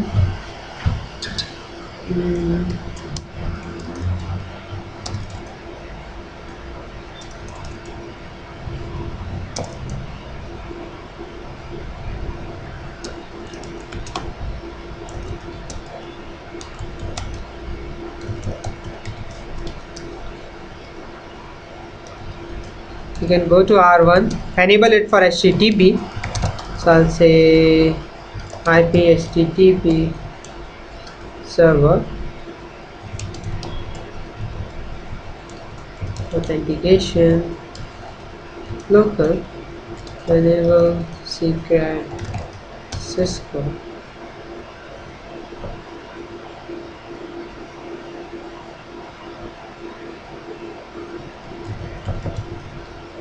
I think that's enough. Let's come back to the browser. There you go. Enable secret is Cisco. Okay, we need username password, so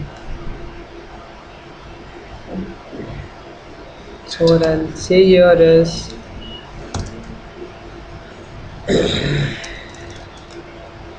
come on.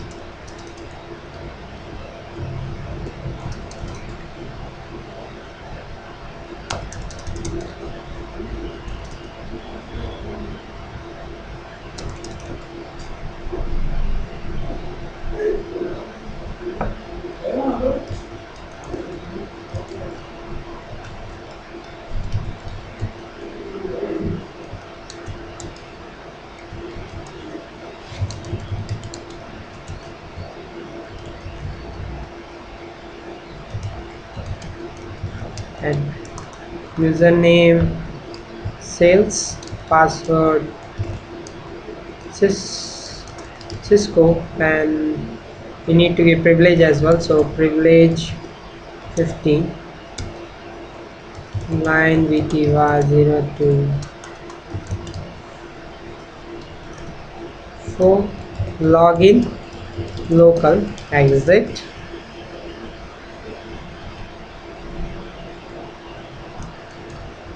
Here I'll create an interface loopback 1 with IP addresses 10.10.10.1.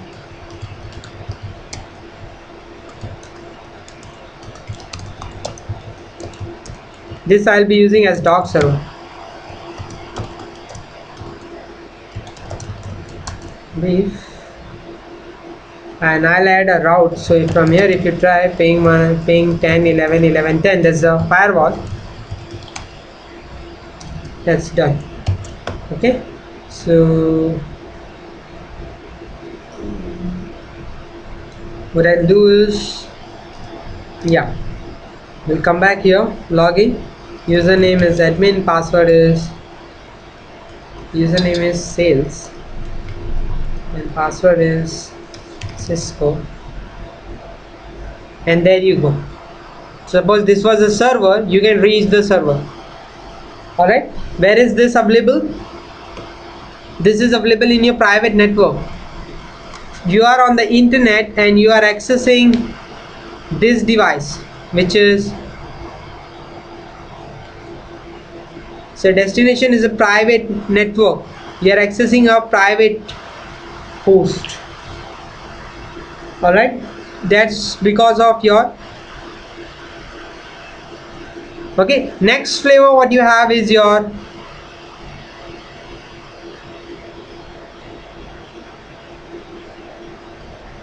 any connect. Okay, so let's see any connect. I'll go to home page. Okay, and what I'll do is I'll log out. You want, I think you can go to email server as well if it is reachable. Will I click on the logout?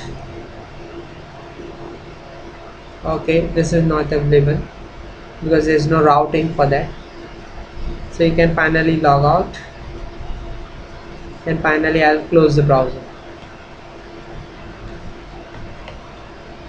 Alright, now let's go back to our firewall and configure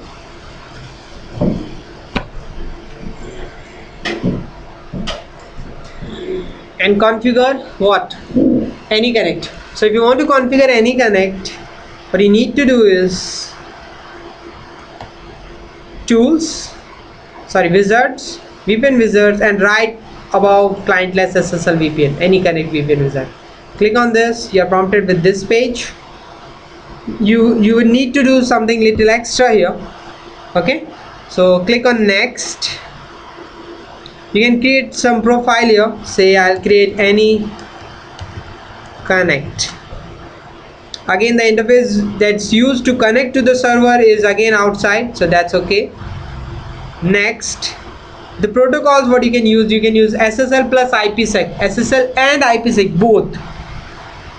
So if you're using IPsec, you will need a certificate. So you click next, it will say you must specify a device certificate for IPsec connection. But as we are doing SSL, we uncheck this. Alright, so we'll just concentrate on SSL VPN. On this page, follow the next. Now it wants you to upload AnyConnect package. See, ASA can automatically upload the latest AnyConnect package to the client device when it accesses the enterprise network. So what it is trying to say is,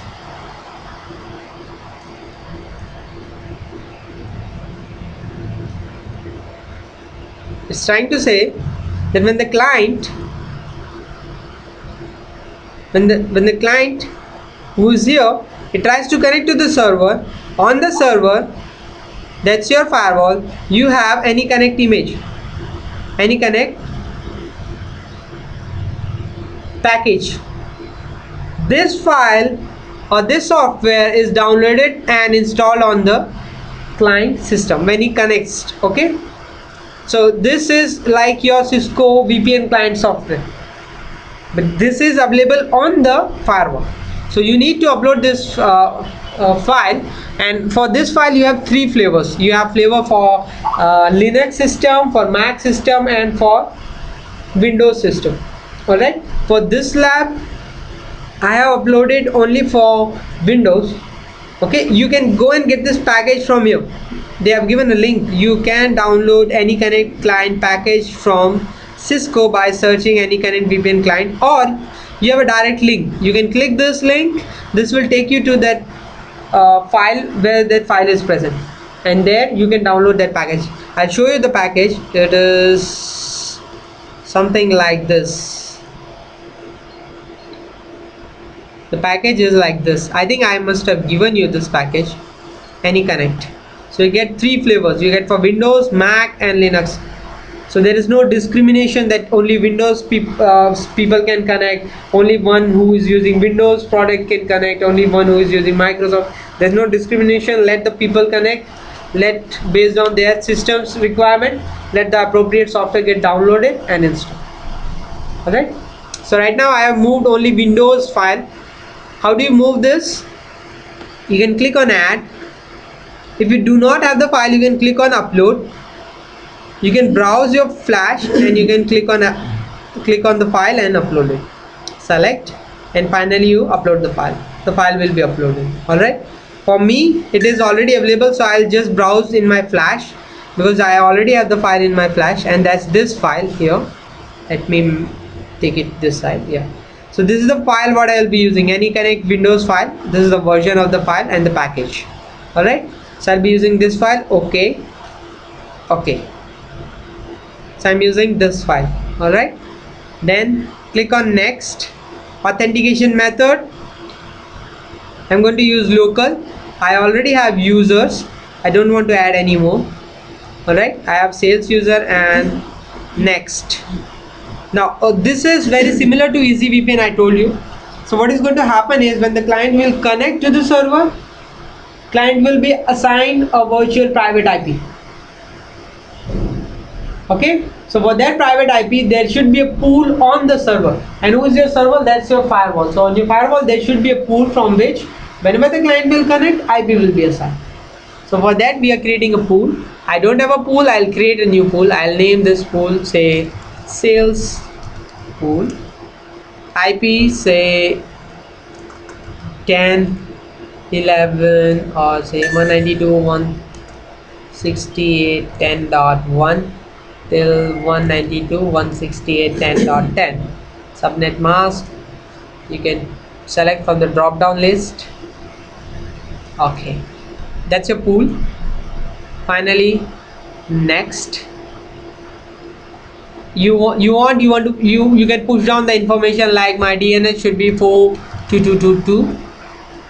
Next, if network address translation is enabled on the firewall, that's NAT control is enabled and translations are enabled, the VPN traffic must be exempted from this translation. Yes, I want it to be exempted. Reason being, when the packet will be coming from internet in this direction, it will not get translated. That's good. But the same traffic, when it will be going from this side, the source in the packet, which will be this address, will get translated. So for him, the packet will be coming from a different source. So that's why I want to exempt this packet from getting translated. So the traffic what is coming through this VPN should be exempted. Yes, it should be exempted. And then next. So finally, this is what you have done. You can send it to the firewall, say finish. This is the beautiful work what is done in the back end. So many commands, these are different, and finally what do? You send.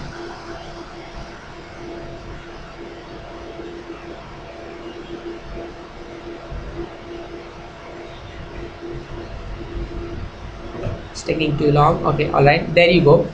So there you go, it is done. What I'll do is I'll go to monitoring. You can come to VPNs and you can come to clientless. You can come to sessions and you can come to sessions. All right.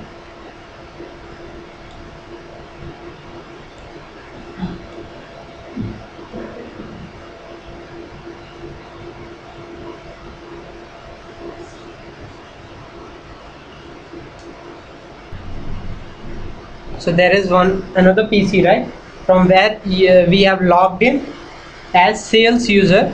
So I'll refresh the page and you'll see the connection entry here. So sales user which with IP 177.11.11.99, okay, has connected. It's a clientless client. The connection type is clientless, and this is it has been 23 seconds that he has been connected, and these are the number of bytes that are being in and out. All right. So now you disconnect, you log out from your system, you come back here, you refresh this, you're gone. Alright, so where do you come? You come to monitoring, you come to VPN statistics and sessions. VPN statistics is here, and under this you come to sessions. Under here, under the filter, select here. Alright, now let's try for access clientless for any connect, right? We have done clientless. Let's try for any connect. So what I'll be doing is this. Let's log in. So when you log in for clientless, I would say https to 192.120.10.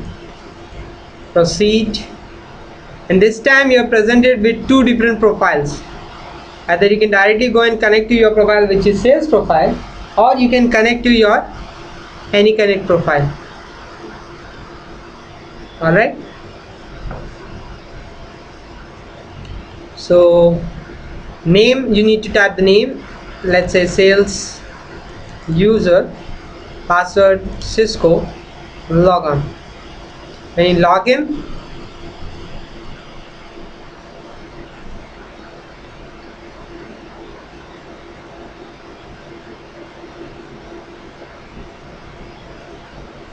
should be prompted. This is in VPN, right?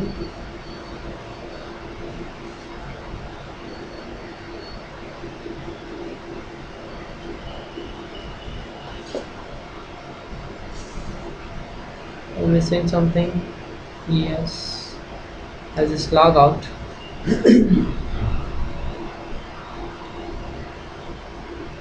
Well, I'll try to connect to the AnyConnect profile. I'll say sales user, that's the username, and the password is Cisco.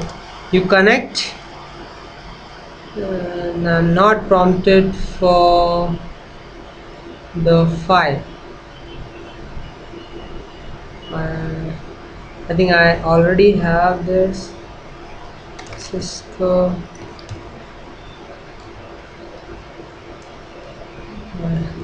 I had this. I think I'll need to reboot my system. Alright, but what is going to happen is you will be prompted for well, I'll try to do this. Okay, let me reboot, and in the next session I'll show you how this is done, maybe. Okay, so let's go and connect up to the server. Come on, I've rebooted my system.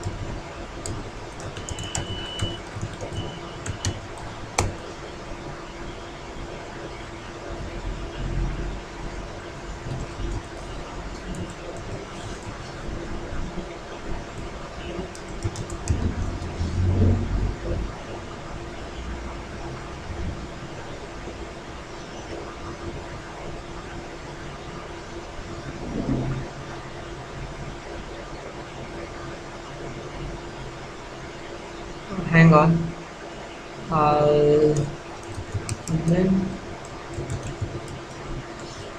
okay, there you go. You get the applet. I'll say Java blog because we outdated update plugin, run this time. Java detection, Java, finally you will download and you will get connected. So let's let it get downloaded.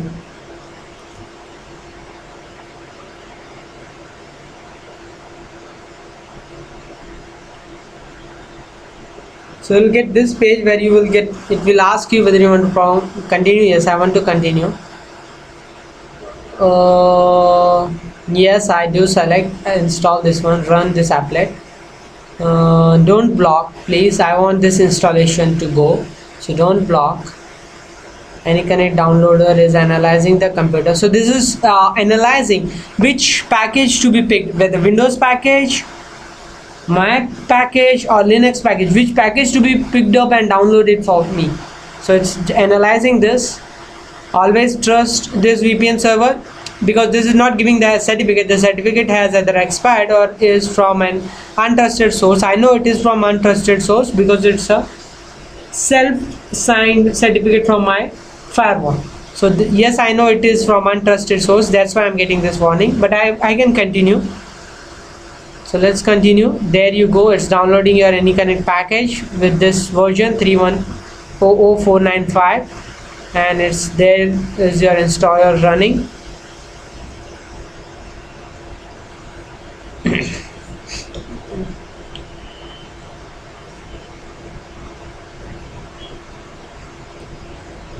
So at this point, this will become like your Cisco VPN client software.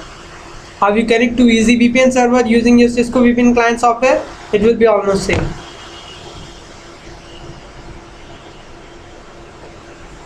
It's taking too long for the download.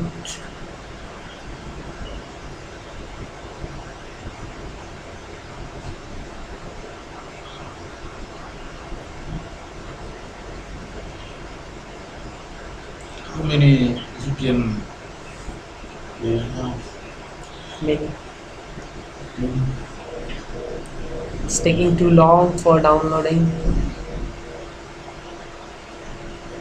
but it has asked to wait, so let's wait. Any connect secure mobility client this, please wait. So let's wait, let it finish. Okay, please wait while Windows configure this. Let it get installed.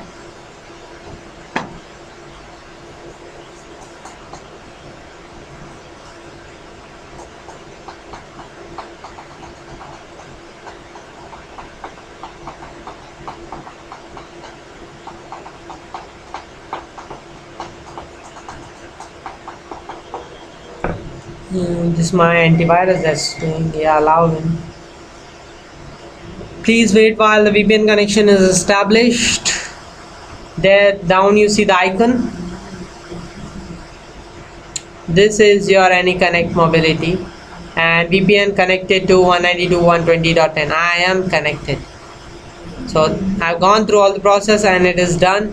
Finally you see down here, let me bring up, open AnyConnect. Finally you see a tick mark, the lock, connected to the server. That's your server where you're connected. This is the version of your AnyConnect and this is the information. So if you take a look at the information,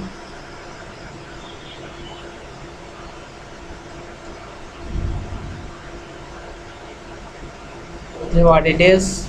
This is the cipher used, protocol used by you. Okay, packet sent and received. Okay, this is the IP address. You remember we had created a pool 192.168.10.1. This is that pool. So this is the IP address from that pool. What server has given you, same like your EasyVPN client, and this is your server where you're connected. Okay, you can go and check this. You can go to your command prompt and say ipconfig. Let's see where this address is assigned, 192.168.10.1.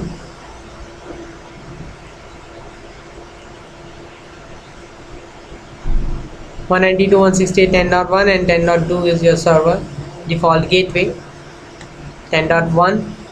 okay, and then if you go to your adapter settings, you would see that's public network close. No, not close. You come to adapters and where is your AnyConnect? It's here, Cisco AnyConnect adapter, which is installed because of the software. And if you see the details, there you go. You remember when we were configuring this, or not this, you remember when we were configuring AnyConnect, we had specified this as DNS server. This was the default gateway. This was the from the pool. All these details we have received from where?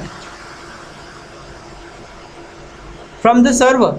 And this is which adapter what we are using here, Cisco AnyConnect.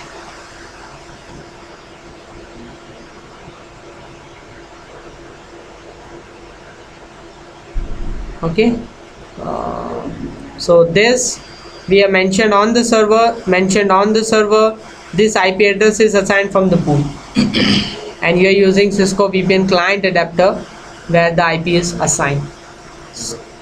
All right, so this was what your AnyConnect. So all this, the implementation is to be done on what? On Cisco ASA firewall. Okay, finally you can disconnect. CCNA security we are taking now. Okay, so that's it for your SSL VPN on ASA firewall using ASDM. Right?